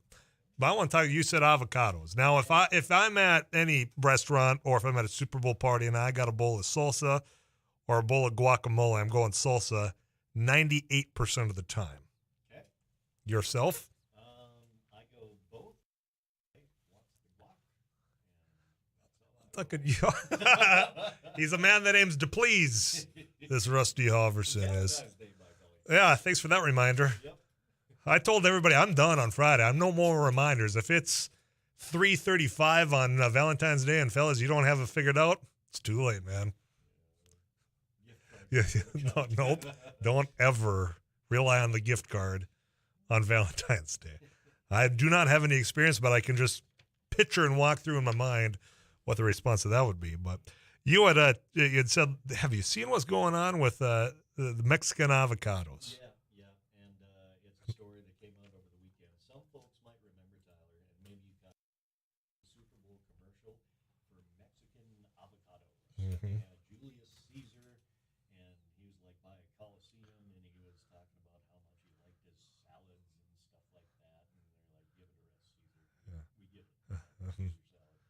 But it was, thanks for walking me through the rest of that plot line. Oh, I get it. Yeah. Okay. But yeah, it was sponsored by the Mexican avocado growers, and ironically, over the weekend before the Super Bowl on Saturday, major news outlets like the reporting that the U.S. actually shut down exports of avocados from Mexico to the U.S. because of some shenanigans south of the border. The check had already been cleared, though, for the ad, so you couldn't pull the ad, I imagine.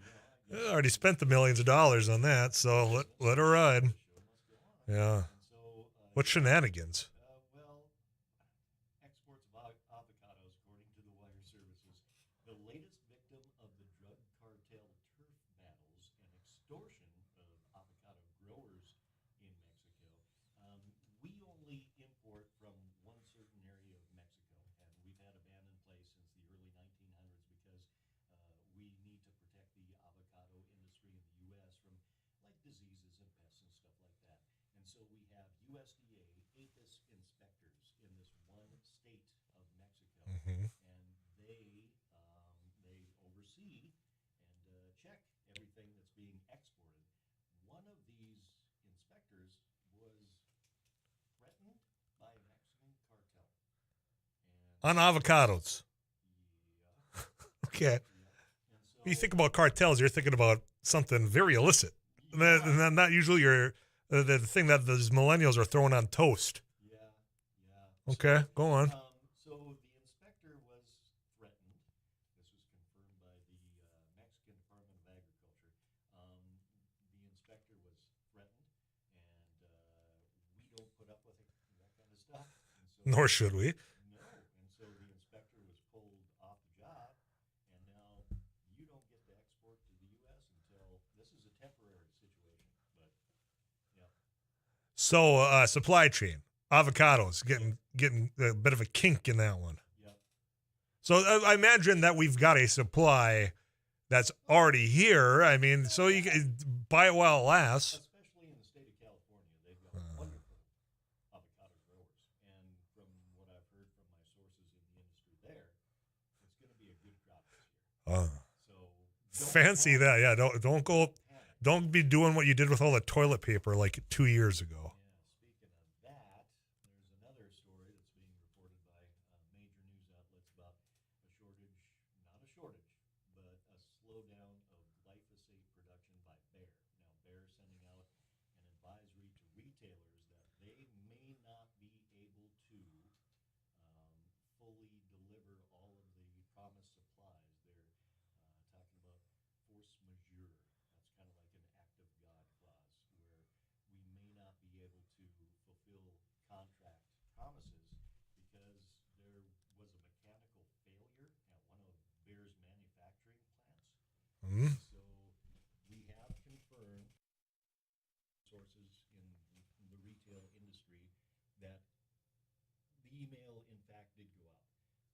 From Bayer.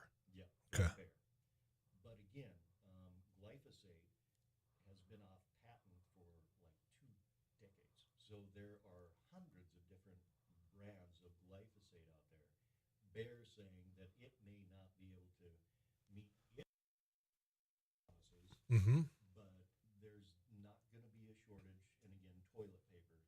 Don't go to the hardware store if you're a homeowner or whatnot and try to buy up all the glyphosate that they have on shelves. It's not that kind of a situation. But it's something that if you have a contract, maybe you want to contact your retailer with. It's always a good idea to have that conversation with your retailer because from many of the commodity group leaders that we've talked about at some of the different farm shows over the winter saying, hey, do you have your inputs on hand for the coming growing season? And they say, yes, on paper, everything's set. Getting it into the barn is a different idea. But again, it's conversations. Just talk to your supplier and make sure everything's simpatico. They'll be doing their jobs if you pick up the phone and give them a call, because no panic needed there. Just make sure you visit with people that know the ins and outs. They've got that email, as you just confirmed. So. As you and I have talked off mic, it's one thing to report a story. It's another thing to responsibly report a story. And we're not in the panic business. No. We're not in the business of trying to scare people. And it's just something to be aware of. Pick up that phone. They're on first name basis out there. So, just get the information from them there. Very informative, by the way, this whole little conversation. Yeah, if you like to eat guac with a little Roundup on top. This is the moment in the show which I have to tell you, don't try some of the things you hear between 2 and 5 right here on KFGO. Rusty, appreciate it, man.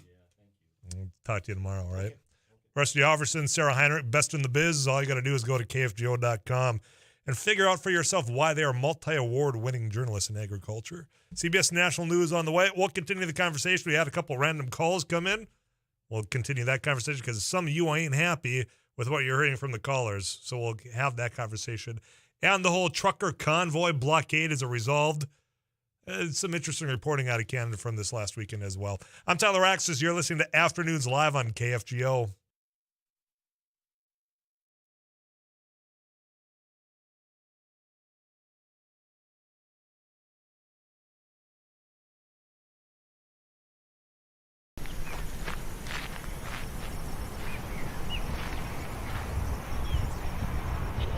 Here with another Unbiased Radio. Hey, this is Abby Miller with the Derek Hansen, Couch Potato Radio. JJ Gordon from It Takes Two. Doug Miller with the morning crew this morning. Jerkins News Radio. Katie Eiler with It Takes Two. This is Jack Michaels, Voices Forces. Too tall, Joel Heitkamp here on the Mighty Sarah Heinrich. Tyler Axis, your host. The Mighty 790 and 104.7 FM KFGO. The names you know, the voices you trust.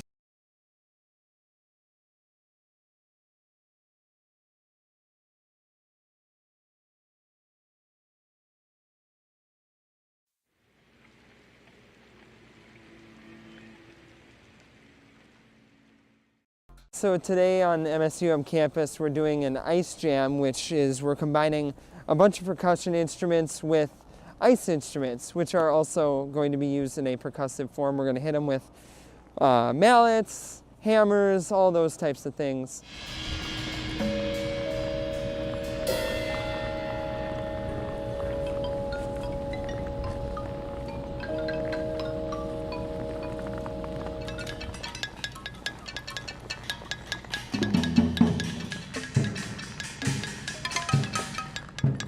Today is all improv, so we're all just kind of working with ideas that we just kind of think of as we go, and we kind of play off each other, and it's fun to collaborate but also have a sense of independence.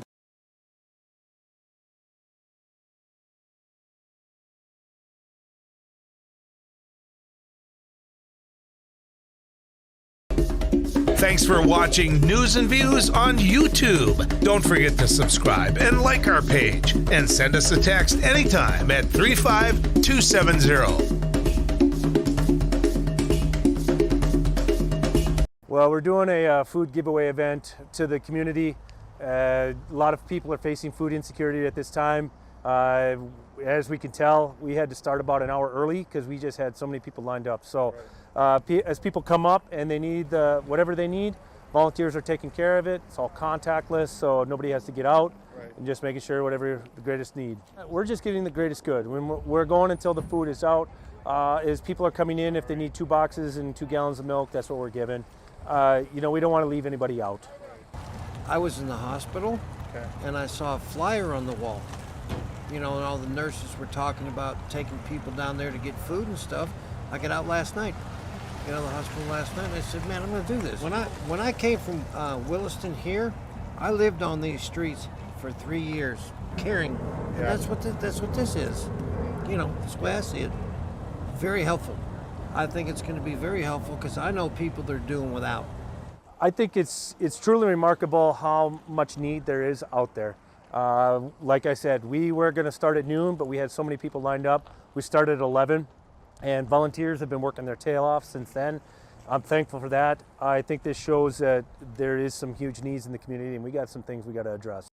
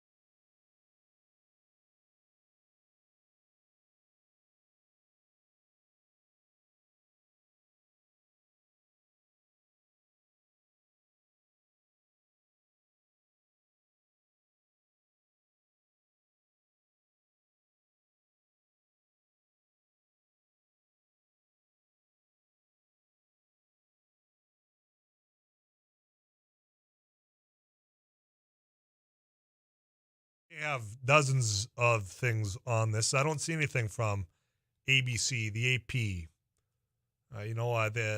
the NBCs of the world. And I know there's a lot of you rolling your eyes saying, well, Tyler, that's all that, big media that doesn't want to report on something like this either because they're so biased. And I'm not in that camp. I'm not. Just like I don't go to MSNBC for my news. I don't go to Fox News. And you can stretch that out to any other of the leaning sources out there.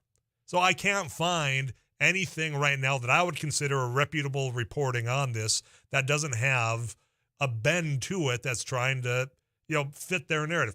To Mike number two's credit, he said that in closing of his commentary there. So it's tough to go on and say, well, here's why this is just BS, or this is why this is something bigger than what we've heard before, aside from what they're pumping into news outlets, again, of the same leaning for the last 4 or 5 years, saying they're spying on me. Here's some of the response from other listeners. Tyler, it's not true. I read a lengthy piece about this over the weekend. A national security expert posted a long-form thread on Twitter with links to documents. These callers don't know what they're talking about. Provide the link from this national security expert, because I don't know who that is. I don't. Tyler, these Trumpers are really groveling at the bottom for anything to throw out must be paid. I do not know.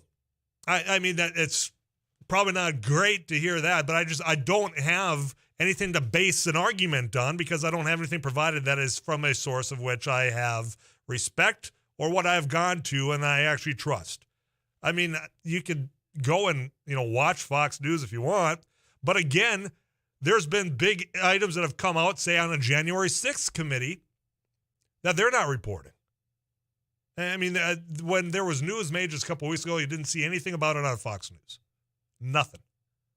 So, the biases of all of this, maybe it's playing out, but until I see something, even if you've got the actual filed report from the lawsuit itself, or you can direct me to it, by all means, because I gave those mics my word, I'm giving you the word. We can have the conversation if there is something that is proven, that is unbiased, that is presented here, so we can say, okay, wow, or boy, they're really scraping at the bottom here, because you know that is 2022 and you got another midterm election coming up.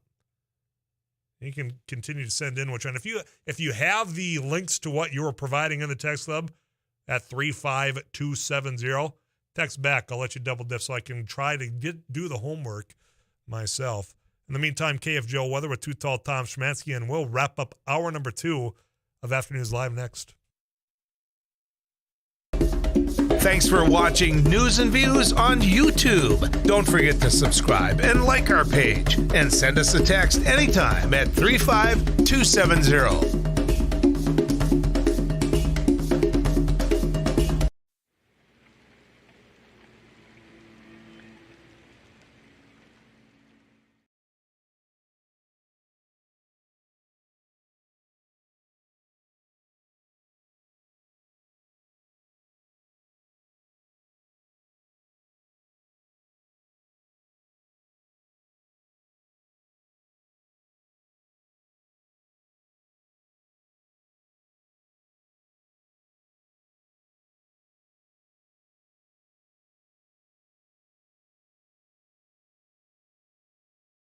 Well, we're doing a food giveaway event to the community. A lot of people are facing food insecurity at this time. As we can tell, we had to start about an hour early because we just had so many people lined up. So as people come up and they need whatever they need, volunteers are taking care of it. It's all contactless, so nobody has to get out, and just making sure whatever the greatest need. We're just giving the greatest good. We're going until the food is out.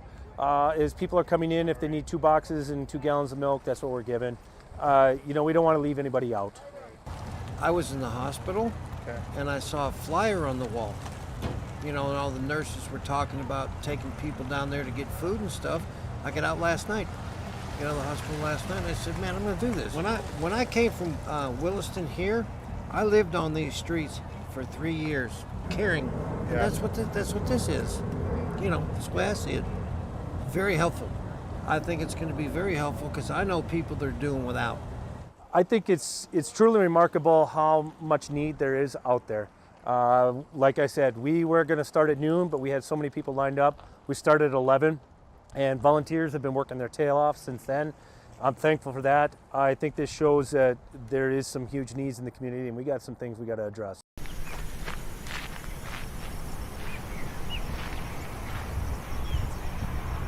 Roberson here with another News Radio. Hey, this is Abby Miller with the Dear Mighty Kansas 790. Couch Potato Radio. Did you see that from It Takes Two. Doug here with the morning crew this morning. News Radio. Amy Eiler with It Takes Two. This is Jack Michaels, Voices Force. Too Tall Tom Joel Szymanski. Heitkamp here on the Mighty Sarah Heinrich. Tyler Axis, your host. The Mighty 790 and 104.7 FM KFGO. The names you know, the voices you trust.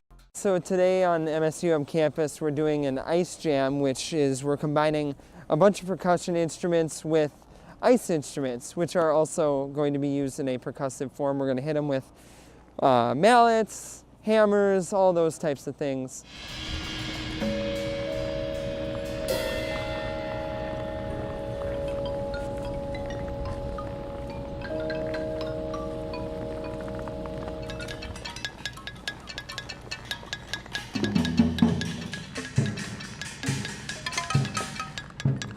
Today is all improv, so we're all just kind of working with ideas that we just kind of think of as we go, and we kind of play off each other, and it's fun to collaborate but also have a sense of independence.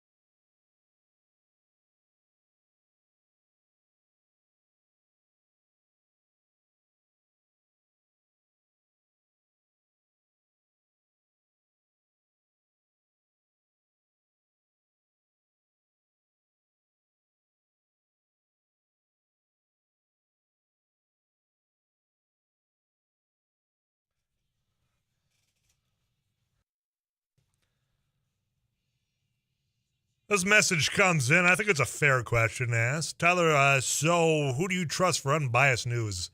I mean, the Associated Press, to me, is top-notch. You know, I mean, locally here, nationally, the Associated Press is one of those that I turn to. CBS is another one that I go. Reuters. I mean, there are – now, you can read those in formal opinion, but I do think 90% or more is at least based on – evidence, facts. They've gone to multiple sources. Now, you can read that and go to other sources to paint a broader picture of it. But, you know, I mean, whether it's the Huffington Post, yeah, I'll go there, but I'm taking it all with a grain of salt. Or MSNBC, you know, on the other side, you got Fox News. Now, I think there has been a greater success, nationally speaking, of right-wing media captivating larger audiences. I mean, Fox is one of those. You got Newsmax is another one. That OAN that's, I think, hanging on by a thread ever since DirecTV said that they're not going to be producing it. I don't go to those for sources on either side as far as what the legitimacy is of the story itself. Somebody sends in a Washington Post article. I'll try to read that as well. So I think it's a fair question of where people go. Because we've talked before about the fact that as we've had such a variety in how we can consume information, I think sometimes we got to take a step back and evaluate how we actually are in our practices of gathering said information. When we come back, we're talking about the Super Bowl. We're talking Carson Wentz, Minnesota Wild. All of it's on the table. We're recapping the weekend that was in sports with Derek Hansen. He's host of Couch Potato Radio. I'm Tyler Axis, host of Afternoons Live, which you got locked into right now on 790 AM and 104.7 FM KFGO.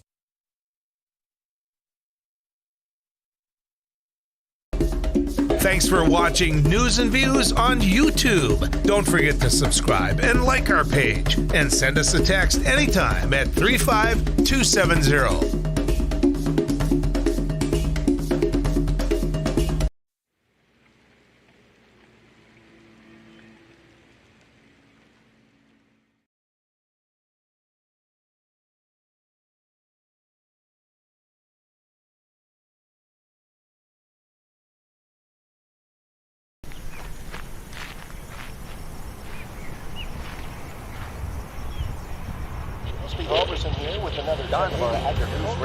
Hey, this is Abby Miller with the Derek Hansen, Couch Potato Radio. JJ Gordon from It Takes Two. Doug Miller with the morning crew this morning. Jerkins News Radio. Katie Eiler with It Takes Two. This is Jack Michaels, Voices Force. Too tall. Joel Heitkamp here on the Mighty Sarah Heinrich. Tyler Axis, your host. The Mighty 790 and 104.7 FM KFGO. The names you know, the voices you trust. Well, we're doing a food giveaway event to the community. A lot of people are facing food insecurity at this time. As we can tell, we had to start about an hour early because we just had so many people lined up. So as people come up and they need whatever they need, volunteers are taking care of it. It's all contactless, so nobody has to get out, and just making sure whatever the greatest need. We're just getting the greatest good. We're going until the food is out. As people are coming in, if they need 2 boxes and 2 gallons of milk, that's what we're giving. We don't want to leave anybody out. I was in the hospital, and I saw a flyer on the wall. And all the nurses were talking about taking people down there to get food and stuff. I got out last night. I got out of the hospital last night, and I said, man, I'm going to do this. When I came from Williston here, I lived on these streets for 3 years, caring. And that's what this is. That's the way I see it. Very helpful. I think it's going to be very helpful because I know people that are doing without. I think it's truly remarkable how much need there is out there. Like I said, we were going to start at noon, but we had so many people lined up. We started at 11, and volunteers have been working their tail off since then. I'm thankful for that. I think this shows that there is some huge needs in the community, and we got some things we got to address.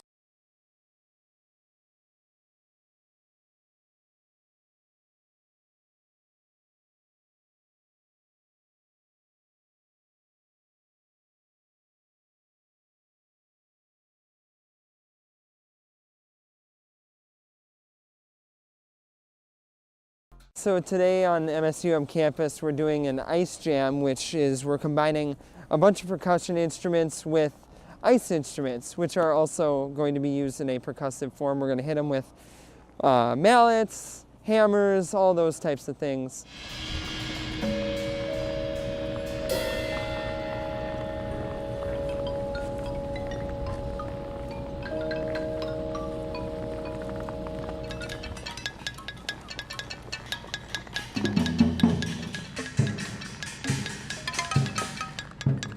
today is all improv, so we're all just kind of working with ideas that we just kind of think of as we go, and we kind of play off each other, and it's fun to collaborate but also have a sense of independence.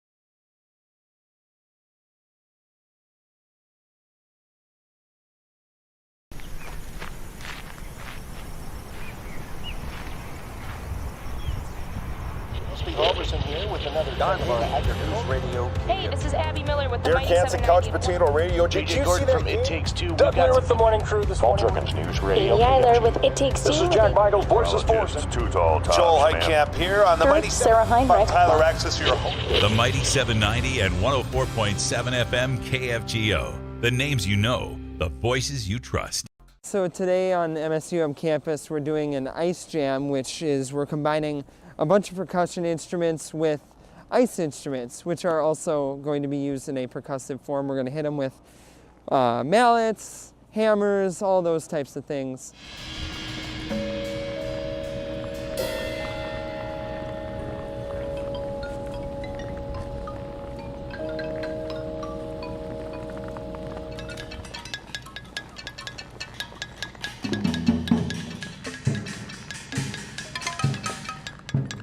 Today is all improv, so we're all just kind of working with ideas that we just kind of think of as we go, and we kind of play off each other, and it's fun to collaborate but also have a sense of independence.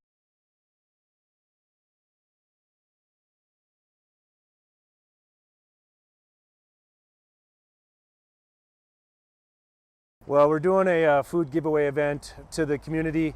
A lot of people are facing food insecurity at this time. As we can tell, we had to start about an hour early because we just had so many people lined up. So.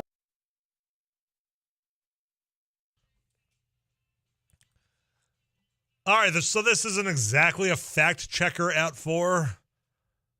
Because again, facts just haven't come out yet. But the whole thing about the Super Bowl halftime performance, did Eminem kneel in defiance at the Super Bowl? Well, we do know, in fact, if you're watching, yeah, he took a knee. He kneeled. Well, there's some that are saying, well, that was in tribute to Tupac Shakur. Others saying, well, he was standing with Colin Kaepernick against police brutality. Did the NFL tell him not to do it? We don't know.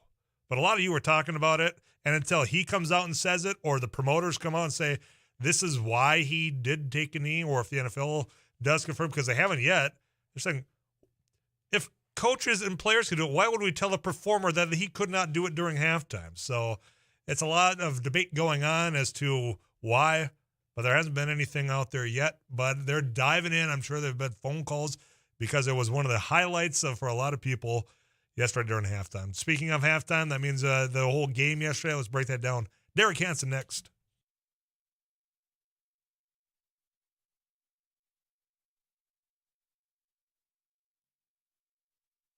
KFGO News, mostly cloudy, 3 degrees. I'm Paul Jurgens. The North Dakota Department of Health says it will make more than 1.5 million free at-home COVID test kits available statewide. The kits will be in addition to the ongoing federal program that is making free tests available. People are urged to pick up tests as needed with a start of 2 tests per household member. You can find locations where you can pick up the free tests on the State Department of Health website. The sites will be updated twice a week as more locations receive test shipments. North Dakota State University has announced the results of a 6-year fundraising campaign to support endowments, scholarships, programs, and faculty. The initial goal for the In Our Hands campaign was $400 million. The total raise was nearly $587 million. More than 15,000 benefactors contributed. 116 designated funds to support the campus will benefit. One person has died in a mobile home fire in Cass County in northern Minnesota. That fire was on Highway 2 in rural Bena. First responders found the home engulfed in flames. An autopsy will be done by the Ramsey County Medical Examiner's Office. The investigation continues with the assistance of the State Fire Marshal's Office. North Dakota Democrats have a candidate for the U.S. Senate. University of Jamestown Assistant Engineering Professor Katrina Christensen says she will ask for the party's nomination. She's a newcomer to politics who contends that North Dakotans are overlooked and underserved by Senator John Hoeven. I am running because it's deeply concerning to see so many North Dakotans in my community and state go unseen and be forgotten. It's unacceptable to see the trust we put in our elected officials betrayed because of a complete disregard for one of our nation's founding principles: for the people, by the people. Christensen says she grew up on a farm in Nebraska and has worked closely with the ag and energy industries. State Representative Rick Beckler of Bismarck, who is not running again for his seat in the legislature, has announced a Republican challenge to Senator Hoeven. Mostly cloudy tonight, temperatures holding steady or slowly rising toward morning. It will be mostly cloudy tomorrow. Wind picks up out of the south-southeast. Slight chance of light snow tomorrow afternoon, 22. Wednesday, likely seeing the high in the morning of about 9 above, partly to mostly cloudy, some blowing snow expected. And then Thursday, just 0 for a high, mostly sunny. Clouds again for Friday, windy, chance of light snow, blowing snow, with a high near 25. Fargo-Moorhead, 3 degrees. Paul Juergens, News Radio, KFGO.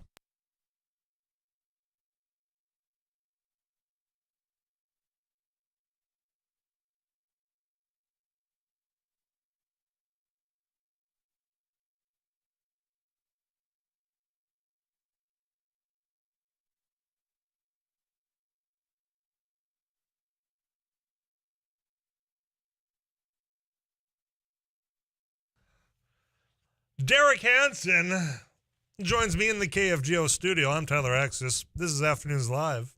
Thanks for keeping it locked into KFGO. Super Bowl Sunday now behind us, and we're in that lull of sports, except for, of course, Wild playing great.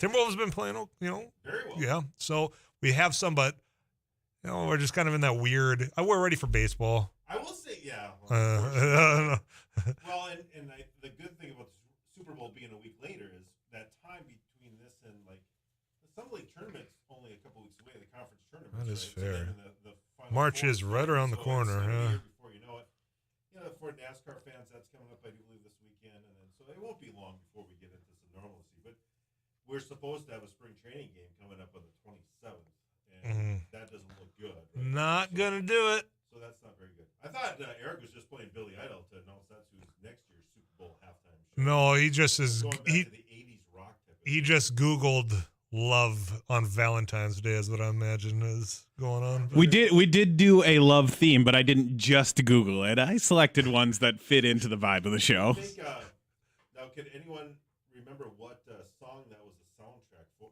the movie that it was a soundtrack for? I do believe it was on The Wedding Singer. Was it? Yeah, but was it? I mean, obviously, it wasn't made for the Adam Sandler movie because it was out long before that. But I have. Go on. Oscar-nominated Andrew Dice Clay and Ford Fairlane. So I'm kidding about the Oscar. It is right. Yeah. Not a very good movie. What was it called? Ford Fairlane. The Adventures of Ford Fairlane. Andrew Dice Clay. I didn't know that. I mean, I know he has stand-up. I didn't know he was in a movie. That in the theater as like a sophomore in high school. That's or junior in high school. So in the movie, was he dressed up like he is persona on stage? It was pretty much Andrew Dice Clay playing Ford Fairlane. Yeah. Okay. Did you mimic his attire when you showed up to the? No.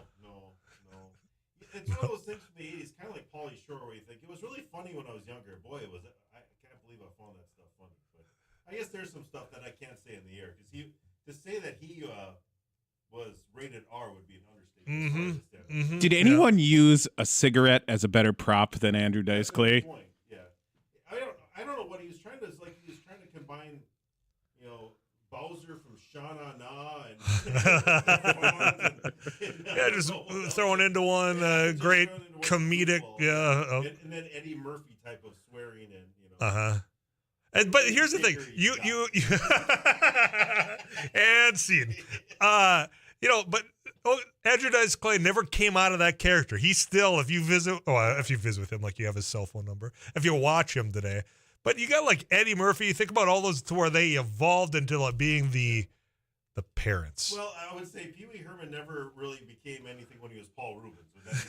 That would be very. The only time we find out his name is when he was in the yeah. Well, the mugshot accompanied that. So hey, he's had some pretty excellent roles over the last 20 years. Yeah. Blow, he was really good in. Yeah, Blow was a pretty good one. But I mean, let's face it, he could walk down the streets of West Acres and people would still think he was Pee Wee Herman. Well, correct, because if you street clothes, you wouldn't know who he was. Probably not. But large marks. Did you watch Pee Wee's Big Adventure? Because you and I were talking about the biker situation about knocking over bikes just last Friday. I watched Pee Wee's. That was one of my favorite shows when I was in 8th No, I grade. know, but I said recently because we've had a lot of. I remember it etched in my mind. Yeah. One thing I do like about that movie is very unique. I mean, the humor is different than anything Completely else, different, right? yeah. I mean, and I do think there's a lot of creativity that. I'm trying to use Yeah. the phone. We were talking about going into a Harley bar or something. It was, yeah. That I was going to be making an appearance in. And you're like, just don't pull a Pee Wee Herman, which you have. I'm trying to use the phone. Try to keep that in context. It put a whole different light on the song Tequila too, didn't it? Yeah, well, yeah. It's there's if it had not been for that scene, there would be no karaoke singing of Tequila. Get himself out of the bind that he was in the biker bar. He dances to Tequila Tequila, in a very yeah. unique way. So, spoiler if you haven't seen Pee Wee's Big Adventure from 1986. 237-5948. Yeah. I don't. So here, let's talk about statute of a time frame. Right.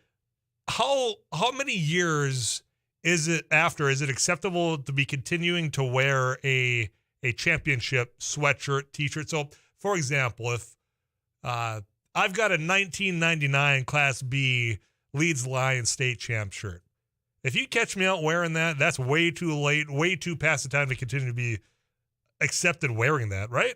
No, I think is unlimited. I would go to the Sandlot forever. Ever. Would you? Well, it depends upon the team you're talking about too, right? Like if you're the 1985 Bears fan, you have no other choice. That's your Super Bowl, so you got to wear it forever, right? I mean, listen, if the Vikings win one, that's the only one they win. You're wearing that to the grave. Yes, you can bury me with it. Yes, so it kind of depends. Like if you're a 49ers fan, you're wearing the one from 1982. Come on, man. I mean, you won one in the 90s. So I think it's kind of tough. It's, Georgia fans, they were happy they finally won their national championship because they were there in 1981 forever with Herschel Walker. Okay, so there's no limitations. So if you see me sporting that shirt tomorrow into the KFGO studio, you're not going to bat an eye? Okay. Especially high school. I mean, there's something special with this. It is pretty ratted over. 1999 was a long time ago, man. That's when he won it in 1999. Oh, yeah. I just don't remember that. Oh, boy. Still, I'm surprised the town's still standing. Really? We're going to burn it down, yeah. I can well imagine. Because, I mean, I've been to your hometown. It's a perfect Class B school. Right? I mean, that size. Mm-hmm. Yeah, I mean, you go from kindergarten through when you're walking across the stage hoping that you're getting that diploma that was signed. Mm-hmm. Yeah, you're all in the same school. That's Class B. Andrew Dice was in A Star is Born. I did not know that comes into 35270. I'm going to have to go look up the IMDb and try to figure out what role Andrew Dice Clay played in A Star is Born. Now, are we talking about the remake that was just done with Lady Gaga, or are we talking about who was in the original? Or I didn't know. There's been like 4 renditions of this. Barbara Streisand. Yep, that's right. Was it Steve McQueen? I can't remember. Somebody help us out. 35270. Right, yeah, they'll figure it out. Oh, okay, performers. Yes. So we've got a halftime show and we couldn't find the audio. I asked Eric to do it, but of course it was in passing. But twice this NBC reporter says this is likely going to be the greatest Super Bowl halftime ever performed.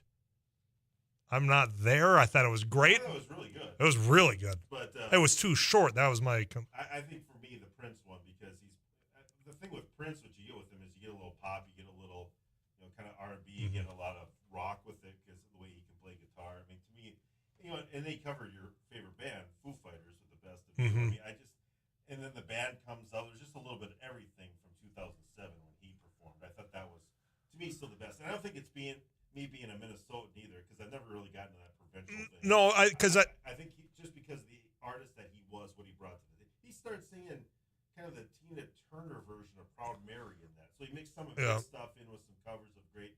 To me, that's still the best. But I think that has been the most universal. Like if you're doing a poll and you've got your top five, that's going to be the winner. I think. Because he's singing Purple Rain in the Rain in Miami. I mean, it was a little bit of everything that I like. But I think there's a lot of, as Amy said, older millennials. This was like, I'm loving it. Right, exactly. Loving it. And rightfully so. This is your genre. This is what you want. For me, it's not really my taste of music, but I appreciate every type of music, and I certainly appreciate what they brought to the. I mean, Dr. Dre is kind of the godfather of all this to bring hip hop to really the forefront for a bunch of white kids in North Dakota. If you saw a two-door Dodge Avenger driving around, and you heard the Chronic playing, you wouldn't be surprised in that time. Tyler, my thoughts on halftime show, pretty good.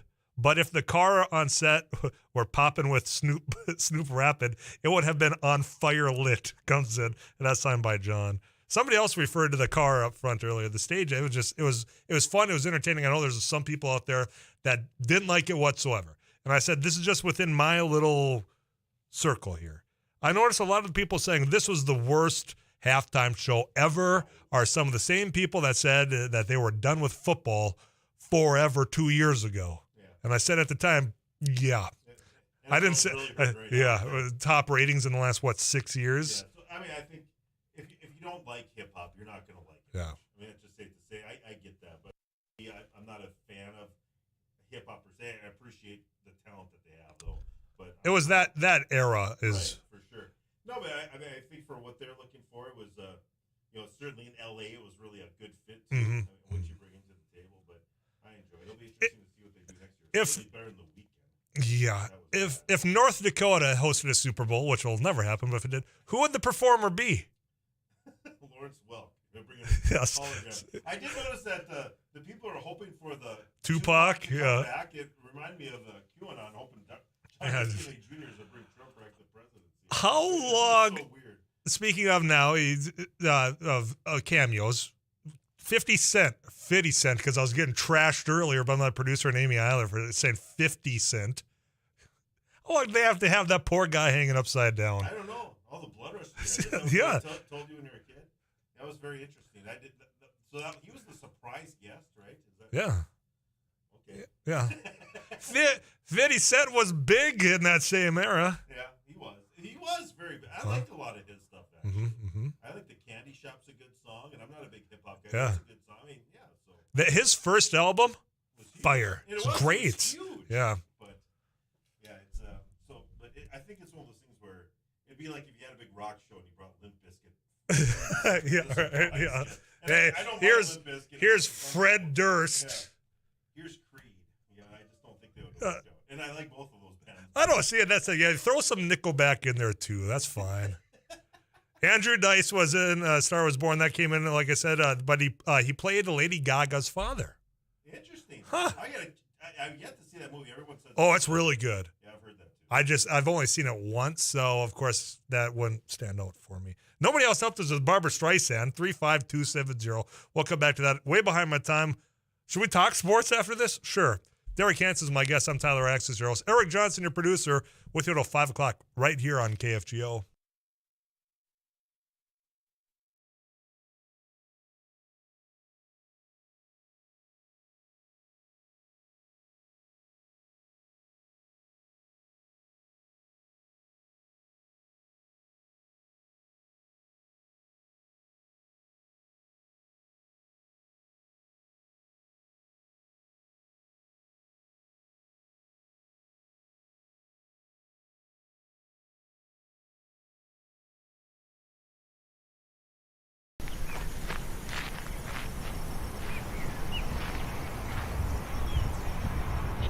Iverson here with another News Radio. Hey, this is Abby Miller with the Derek Mighty Hansen, Couch 790. Potato Radio. Did you see that from It Takes Two. Doug Miller with the morning crew this morning. News Radio. Katie Eiler with It Takes Two. This is Jack Michaels, Voices Forces. Too tall, Tom. Joel Heitkamp here on the Mighty Sarah 7. Heinrich. Tyler Axis, your host. The Mighty 790 and 104.7 FM KFGO. The names you know, the voices you trust.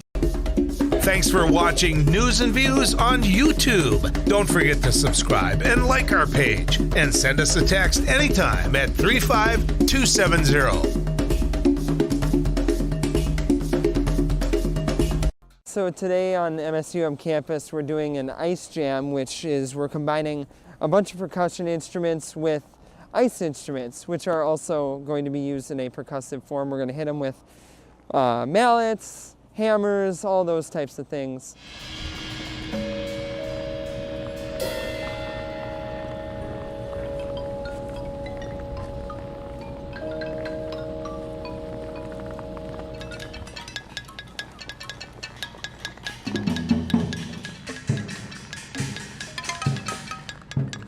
Today is all improv, so we're all just kind of working with ideas that we just kind of think of as we go, and we kind of play off each other, and it's fun to collaborate, but also have a sense of independence.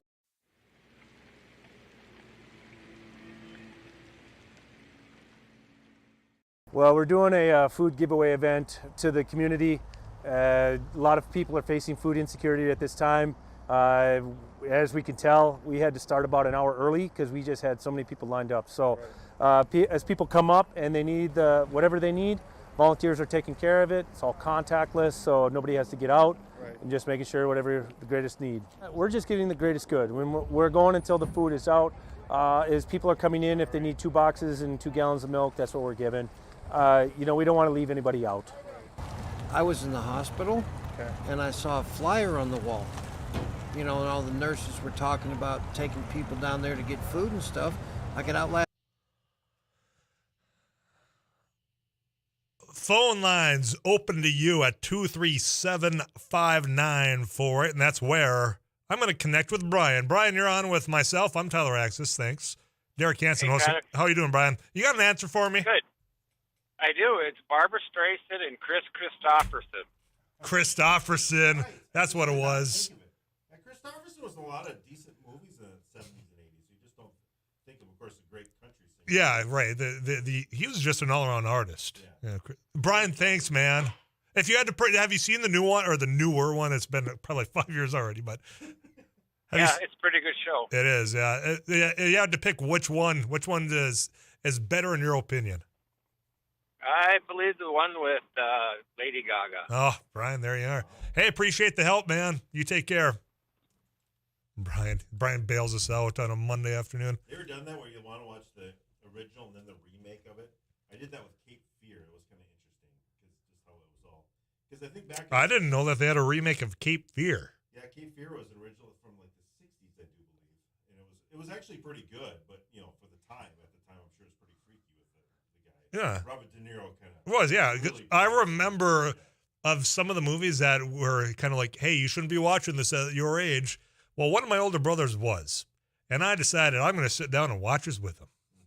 Yeah. It was not a good idea of young Tyler to be watching Cape Fear with Aaron. I watched that in the movie theater, and when it was really quiet, this tense moment or whatever. Yeah. And so they're going at the end. I think no spoiler alert here. So they're going down the river, and there's no one controlling the boat, so the wheel's spinning. And I say as loud as I can, "And the minnow would be lost." And the whole theater starts laughing in the middle of this intense scene of Robert De Niro fighting. Just breaking the mood. I'm just doing it because I'm scared, everyone. I'm just trying. When I get scared, I want to laugh. Tyler, Limp Bizkit for Super Bowl halftime show would be fire. When they play Break Stuff, all hell would break. Yeah, that's true. Yeah, that is. In fact, I think there was a Woodstock of that exact thing happening, wasn't it? Yes. That was the failed Woodstock. So everything went to heck in the handbasket in a hurry. So what, you'd have to, if we're going with that era of rock, you'd have Limp Bizkit, Korn. What was they had a whole tour that they went around doing at the time, and I can't think of who else was the headlines. Disturbed. Maybe. I don't think they were with it, though. I really don't They were know. down with the sickness, though. They were. It's hard to believe they've been around for like 23 years now, isn't it? That's going to blows your mind away. I don't know who else would be added to that lineup. But anyways, you're smarter than I out there. You can send in 35270. Matthew Stafford's a Super Bowl champion. Yes. Finally. It is amazing. How many times when you make a trade like that, does it really go this well? Right? I can think of I can think of two. Okay. And they're both the last two quarterbacks to win a Super Bowl, Tom Brady and Matthew Stafford. That wasn't really a trade. He was just a free agent. Yeah, fair. Sure. Okay, the trade is what you're talking to about. make a trade like that and for it to pan out that well is really amazing. They went all in with this offseason, or even during the season. You think about Odell Beckham coming over, Von Miller coming over during the season. This was, hey, if we're going to do it, now's the year. And they did it. I'm happy for Matthew Stafford. I am. Cooper Kupp, MVP, FCS boy, Eastern Washington. Aaron Donald maybe could have been in that. I thought that too, because if you dominated, it was amazing. Yeah. We'll continue the conversation about this and Carson Wentz, not as dominant. I'm Tyler Axis. He's Derek Hansen. The other guy, he's Eric Johnson. We're with you until 5 o'clock here on KFGO.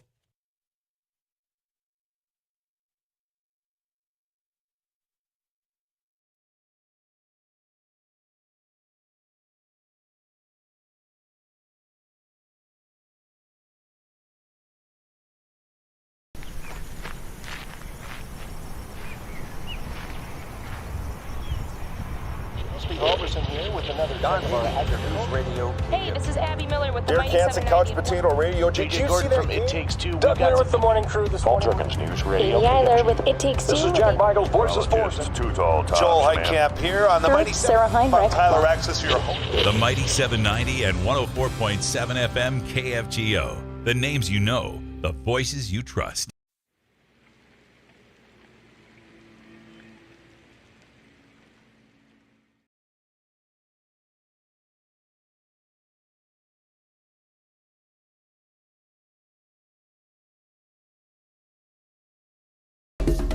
Thanks for watching News and Views on YouTube. Don't forget to subscribe and like our page. And send us a text anytime at 35270.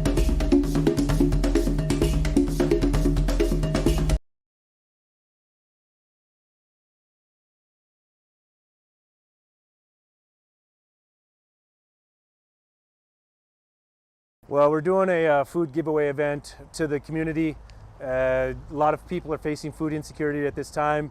As we can tell, we had to start about an hour early because we just had so many people lined up. So as people come up and they need whatever they need, volunteers are taking care of it. It's all contactless, so nobody has to get out, and just making sure whatever the greatest need. We're just getting the greatest good. We're going until the food is out. As people are coming in, if they need 2 boxes and 2 gallons of milk, that's what we're giving. We don't want to leave anybody out. I was in the hospital, and I saw a flyer on the wall. And all the nurses were talking about taking people down there.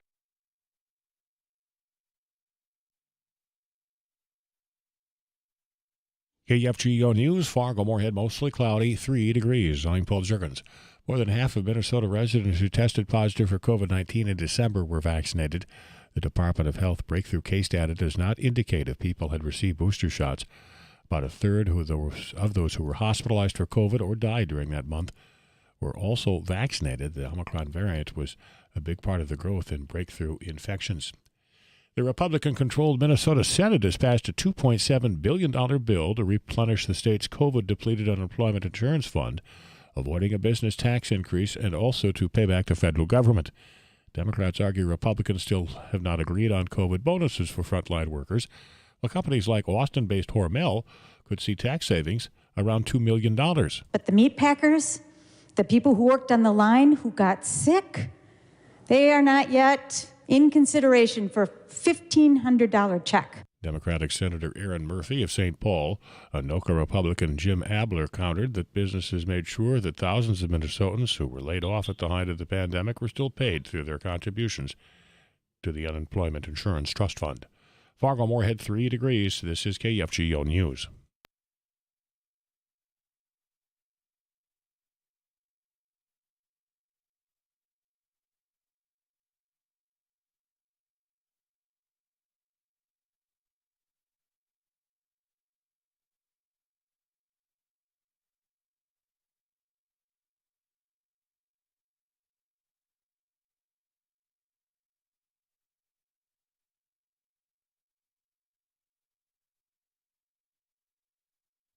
3 degrees. This is KFGO News. A growing number of demonstrators continue to block traffic from passing through the Emerson, Manitoba port of entry, just north of Pembina, North Dakota.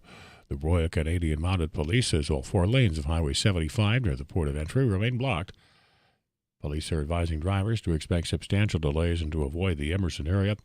Truck drivers have been organizing blockades in several locations to protest Canada's COVID-19 restrictions and mandatory vaccinations for commercial truck drivers. An engineering professor at the University of Jamestown has announced her campaign for U.S. Senate. Katrina Christensen is seeking the Democratic nomination for the seat held by Senator John Hoeven, who won his re-election campaign in 2016 with 78% of the vote. Bismarck State Representative Rick Becker is challenging Hoeven for the Republican endorsement. Christensen is the first Democrat to announce for statewide elected office. North Dakota is known for its 3 national parks, but recently visitors have not been able to access certain areas due to maintenance issues. The Senate National Park Subcommittee has met to review the bipartisan Great American Outdoors Act, which was signed into law almost 18 months ago. The law created a national fund intended to tackle backlogged maintenance requests. Senator John Hoeven says he wants follow-through that the scenic loop in Theodore Roosevelt National Park is a major priority. Of course, the Restore Our Parks Act provides funding for deferred maintenance, and the Theodore Roosevelt National Park in North Dakota has about $50 million in deferred maintenance needs. So it's very important we get them funded. If you've been out there, it goes right down into the ravine, so the whole road is, caved in. And to repair 6 miles of that is no small task. So I'm just trying to push it along as quick as possible so people can enjoy that beautiful scenic loop in the South Unit. The Midwest Medical Examiner's Office has identified the man who died over the weekend after exchanging gunfire with a police officer in a small town southwest of St. Cloud. 34-year-old Stephen Poisant of Brainerd died of a self-inflicted gunshot wound to the head during an encounter in Eden Valley early Saturday. An officer fired with a bullet, striking Poisant in the knee. The officer is on standard administrative leave. The North Minneapolis community is celebrating the life of a 15-year-old boy who was shot and killed last week. Deshaun Hill Jr. was shot near a park and later died in a hospital. He was a star football player and starting quarterback for the North Community High Polars. And on Saturday, a balloon release was held on the football field's 50-yard line. The team will also retire Hill's jersey, number 9. Minneapolis police are still searching for his killer. Mostly cloudy tonight. Temperatures holding steady for a bit or slowly rising toward morning. We expect a high tomorrow of 22. Mostly cloudy, some blowing snow with a strong south-southeast wind, and maybe a little light snow in the afternoon. Wednesday, high near 9, likely in the morning, partly to mostly cloudy, some blowing snow. Near 0 is all we expect for a high on Thursday, mostly sunny. Windy, mostly cloudy Friday, chance of light snow, blowing snow, and 25. Fargo-Moorhead, mostly cloudy, 3 degrees. Paul Juergens, News Radio KFGO.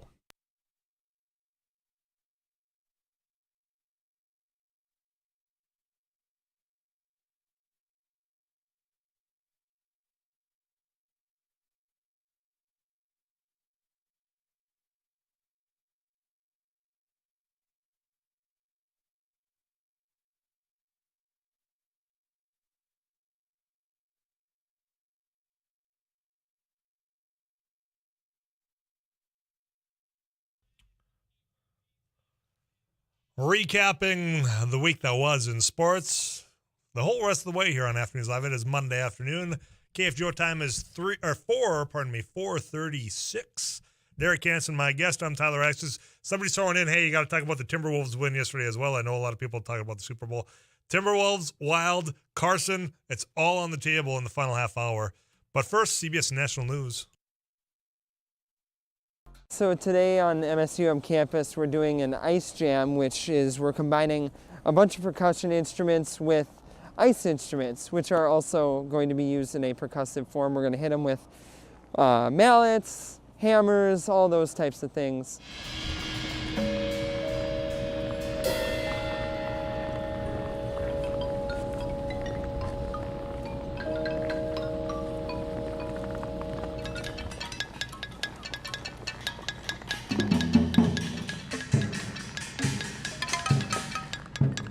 Today is all improv, so we're all just kind of working with ideas that we just kind of think of as we go, and we kind of play off each other, and it's fun to collaborate but also have a sense of independence.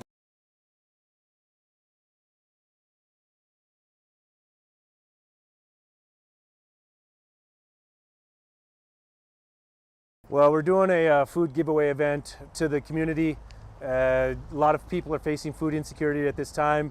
As we can tell, we had to start about an hour early because we just had so many people lined up. So as people come up and they need whatever they need, volunteers are taking care of it. It's all contactless, so nobody has to get out. Right. And just making sure whatever the greatest need. We're just getting the greatest good. We're going until the food is out.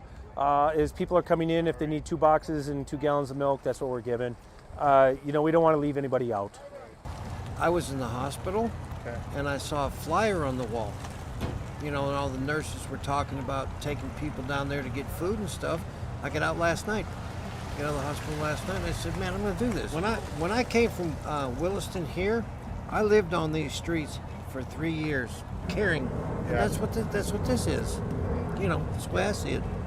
Very helpful. I think it's going to be very helpful because I know people that are doing without. I think it's truly remarkable how much need there is out there. Like I said, we were going to start at noon, but we had so many people lined up. We started at 11, and volunteers have been working their tail off since then. I'm thankful for that. I think this shows that there is some huge needs in the community, and we got some things we got to address.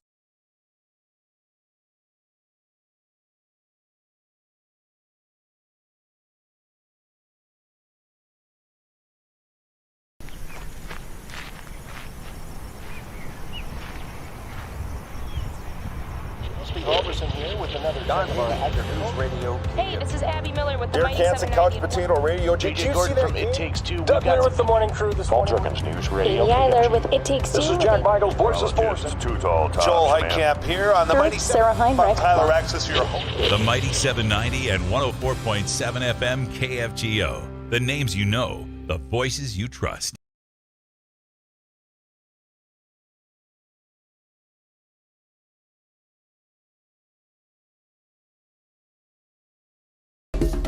Thanks for watching News and Views on YouTube. Don't forget to subscribe and like our page. And send us a text anytime at 35270.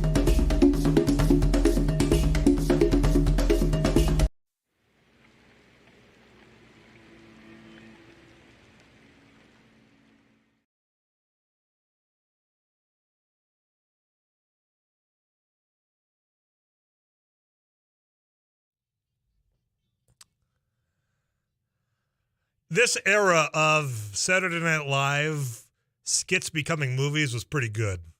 Good run. Night at the Roxbury, The Ladies' Man. What else did we have there? Wayne's World? Was that all in the same? Wayne's World was about 1992. Wayne's World came out on this date, actually, in 1992. Very good. Freshman in college. Do you? Then you didn't do it.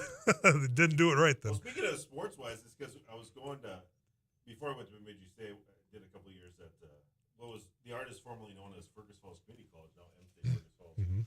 And one of our friends were like, "You want to come with her?" And I had to Wayne's World, open night.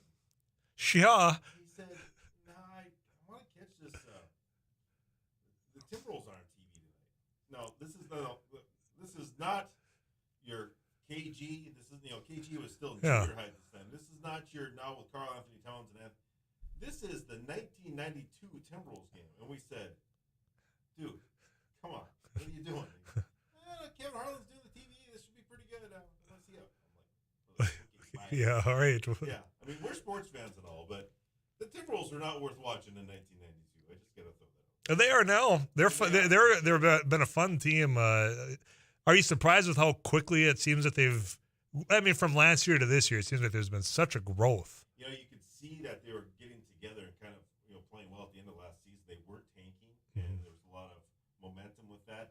And then I've watched more Timberwolves basketball in November, December this past season than I have in a very long time because there's something there. It's just they got to put it together.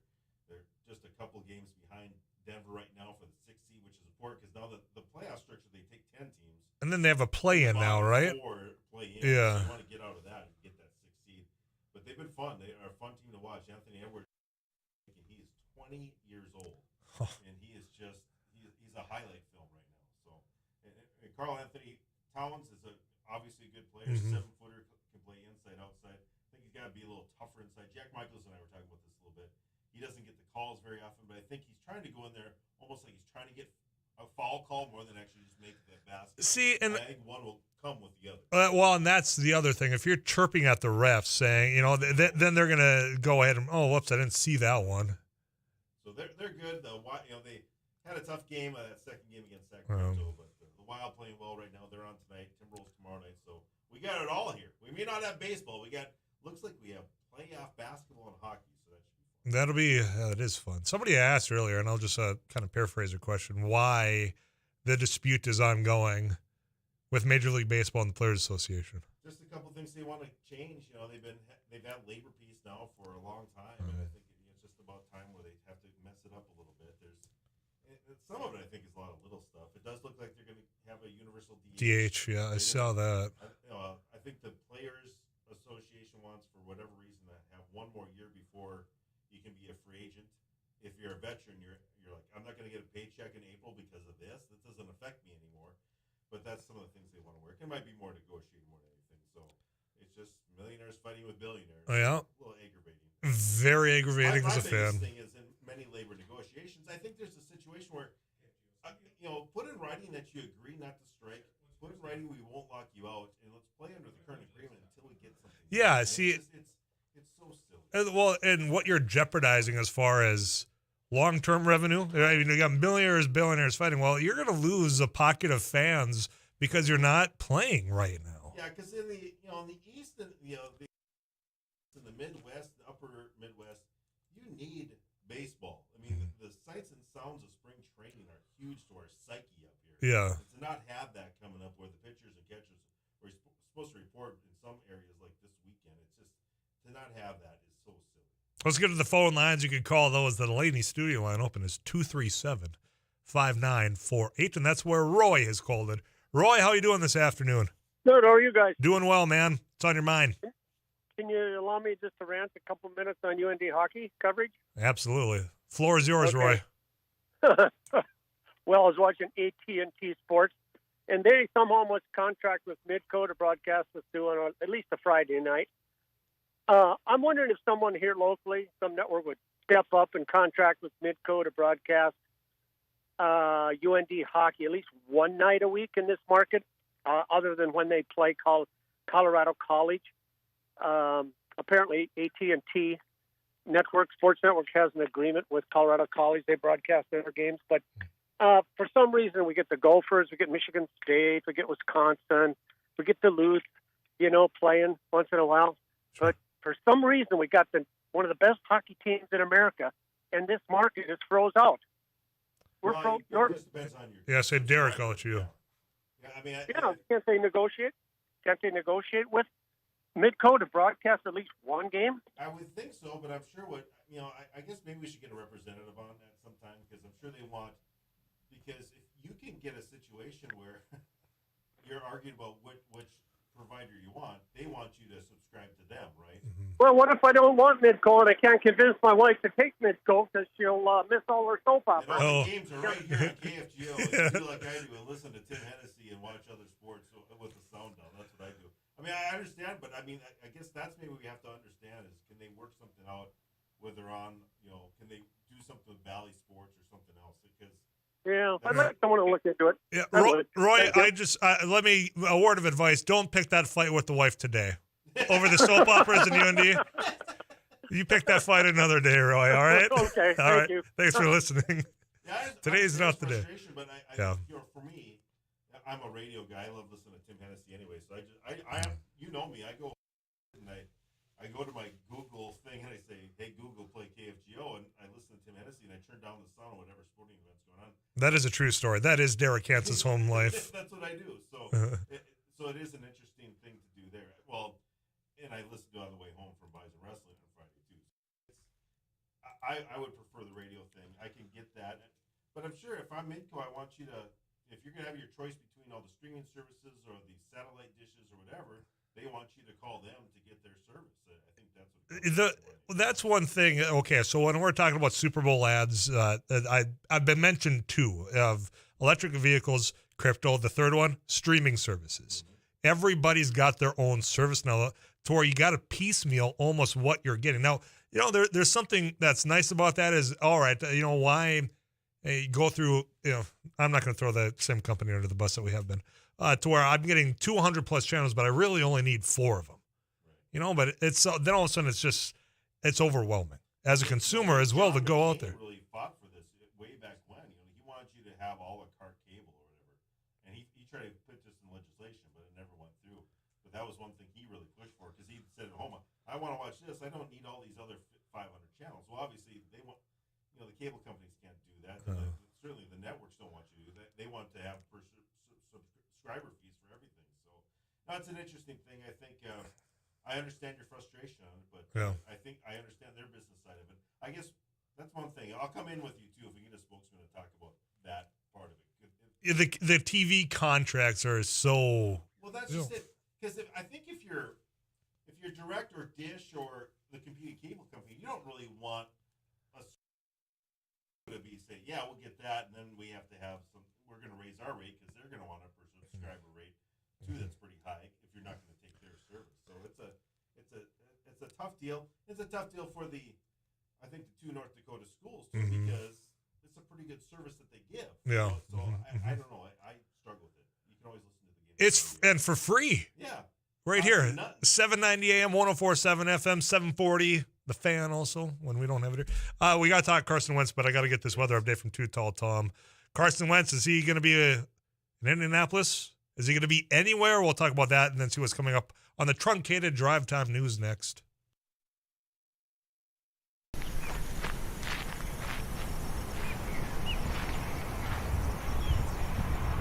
Roberson here with another News Radio. Hey, this is Abby Miller with the Derek Hansen, Couch Potato Radio. Did you see that from It Takes Two? Doug here with the morning crew this morning. News Radio. Amy Eiler with It Takes Two. This is Jack Michaels, Voices Forces. Joel Heitkamp here on the Mighty Sarah Heinrich. Tyler Access, your home. The Mighty 790 and 104.7 FM KFGO. The names you know, the voices you trust.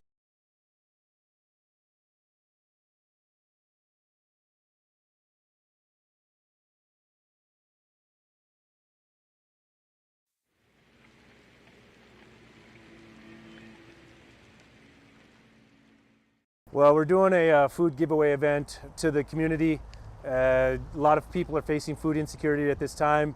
As we can tell, we had to start about an hour early because we just had so many people lined up. So as people come up and they need whatever they need, volunteers are taking care of it. It's all contactless, so nobody has to get out.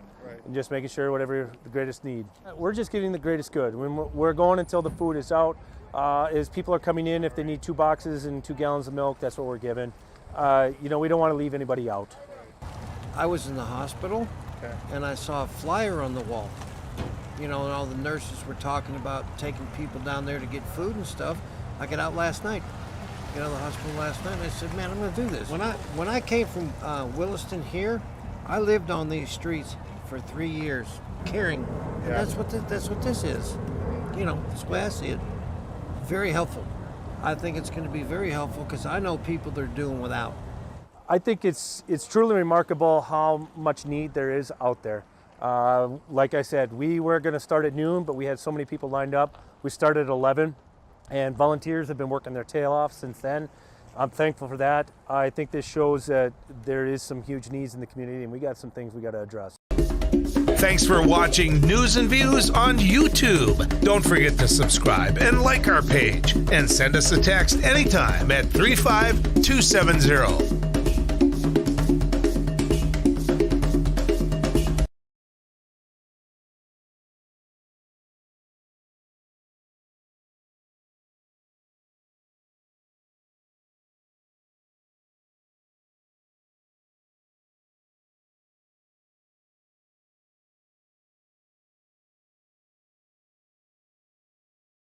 So today on MSUM campus we're doing an ice jam, which is we're combining a bunch of percussion instruments with ice instruments, which are also going to be used in a percussive form. We're going to hit them with mallets, hammers, all those types of things.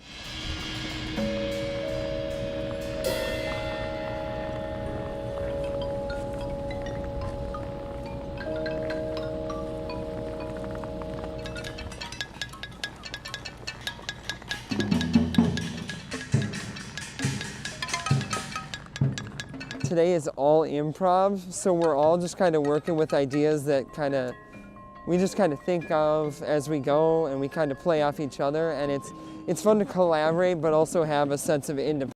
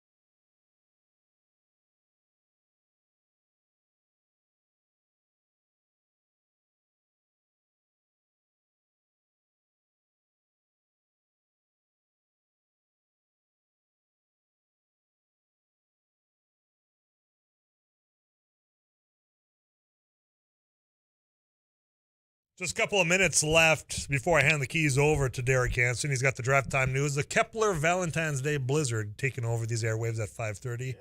7 o'clock wild over these airwaves. Pretty wild to see headlines of Carson Wentz basically spending a year in Indianapolis. Looks like he's either going to be released or traded. What team would take on the contractual obligation of a Carson Wentz right now? I just don't see it out there. I kind of, with my tongue in my cheek, like Kirk Cousins straight up, because then you have a financial watch, but bring him a little bit closer to home. It was about 2/3 saying no, which kind of surprised me. I don't think that would have been the case around here. Of course, a lot of his friends I know aren't big Bison fans either. So yeah, they think we're obnoxious fans. I know, they told me. Yeah, so I mean, we'll I don't know. It's going to be interesting if he's released. I think there's plenty of Tampa, Pittsburgh. Are you going to take a shot at him as a bridge until you get the guy that you draft and want? I mean, I don't think that's the worst. It's just to see the level of play go from what we saw in that drive for the Super Bowl to what the latter part of this season was. It's got to be something mental, right? As far as he's playing the game in his head too much. And the way he finished against Jacksonville, such a bad spot, because you know he's got the arm. It was that Saturday night game where it was Saturday. Just threw some dimes. I mean, just unbelievable bullets against the Raiders and other teams. But yeah, it's just frustrating to see that he's just got to get over that hump, but not make mistakes. I think. Well, that's why I think overplaying it in his head. Yeah. He's taking too long at times and then overanalyze. I don't know what it is. Well, I'm a talk show. It's not a multimillionaire quarterback in the NFL, but I think for the biggest thing for him is that he has to lose some battles to win the war. He tries to make something out of nothing sometimes, and you look at Joe Burrow took a lot of sacks, but he didn't do anything silly, and they almost won the game still. You know what I'm getting at? I mean, you got to understand that you can't always try to force it in. That's probably what kept Brett Favre from winning more than one Super Bowl, is some of the bad mistakes that he made, whether it be the Packers or the one game, the NFC Championship game with the Vikings. Yeah. That you just got to understand that to make that mistake is going to cost your team, and so he's got to stop doing that. And he keeps on doubling down and says, "No, that's just who I am." Well, okay, then this is who you are. Yeah, this is why you're jumping around. I was saying, if that's the product, you're not going to have a buyer necessarily in the NFL. Because I think we see that he does have that it factor I always talk about. At times, I mean, he can throw a beautiful ball at times. And we saw he could win games. Yeah. He was the MVP up until his injury in 2017. So I don't know if that's there anymore. But it'll be interesting to see if another team gives him that shot. What's coming up on the truncated drive time news? Now we get you updated on what Monday was like on Wall Street. I'm sure a little sports recap to talk about the Super Bowl and all the other. This is really, you talk about what's going on sports-wise. Local sports, crank it up. Your side of the river. I mean, the season is underway now. Basketball cranking up. Brackets are all over the place. I've seen it. Yeah, and that play you were talking about should be a lot of fun. The Kepler Valentine's Blizzard. Yeah. Here at 5:30, and then we got Wild Hockey, the Red Hot Wild against. Very good. That's all coming up later on tonight. Tomorrow on the program, we're heading back out to Castleton. We're going to have a conversation from the development side. We took those out of. Have some issue with the soybean plant that's been proposed out there. And in fact, we're going to talk about some of the city moves behind that coming up. Also, Poles and Holes, that's all coming up later on this week. In fact, you might catch me out in Detroit Lakes on Friday. They got a busy weekend out there with the Poles and Holes. You got the vintage snowmobile ride. We'll probably visit with that crew as well. Got a lot of other programming lined up for you this week as well. But that's all coming up later on this week. I tell you what, though, it's been a fun show today. I hope you were able to enjoy it. For those that sent in earlier on, like in that first half hour about your thoughts on the Super Bowl halftime or the game in general, I apologize. I didn't get to those. We had the random calls, and I appreciate those that did a little bit of the research so I can come in and talk about whether or not there is some there, or if this is just another one of those smoke and mirrors situation with this whole Durham thing on Friday. But I'll tell you what, I'll do that research tonight. We'll chat about it again tomorrow, this open platform that is Afternoons Live. I'm Tyler Raxis, your host of Afternoons Live. In fact, you take care of yourselves. I'll check in tomorrow right here on KFGO.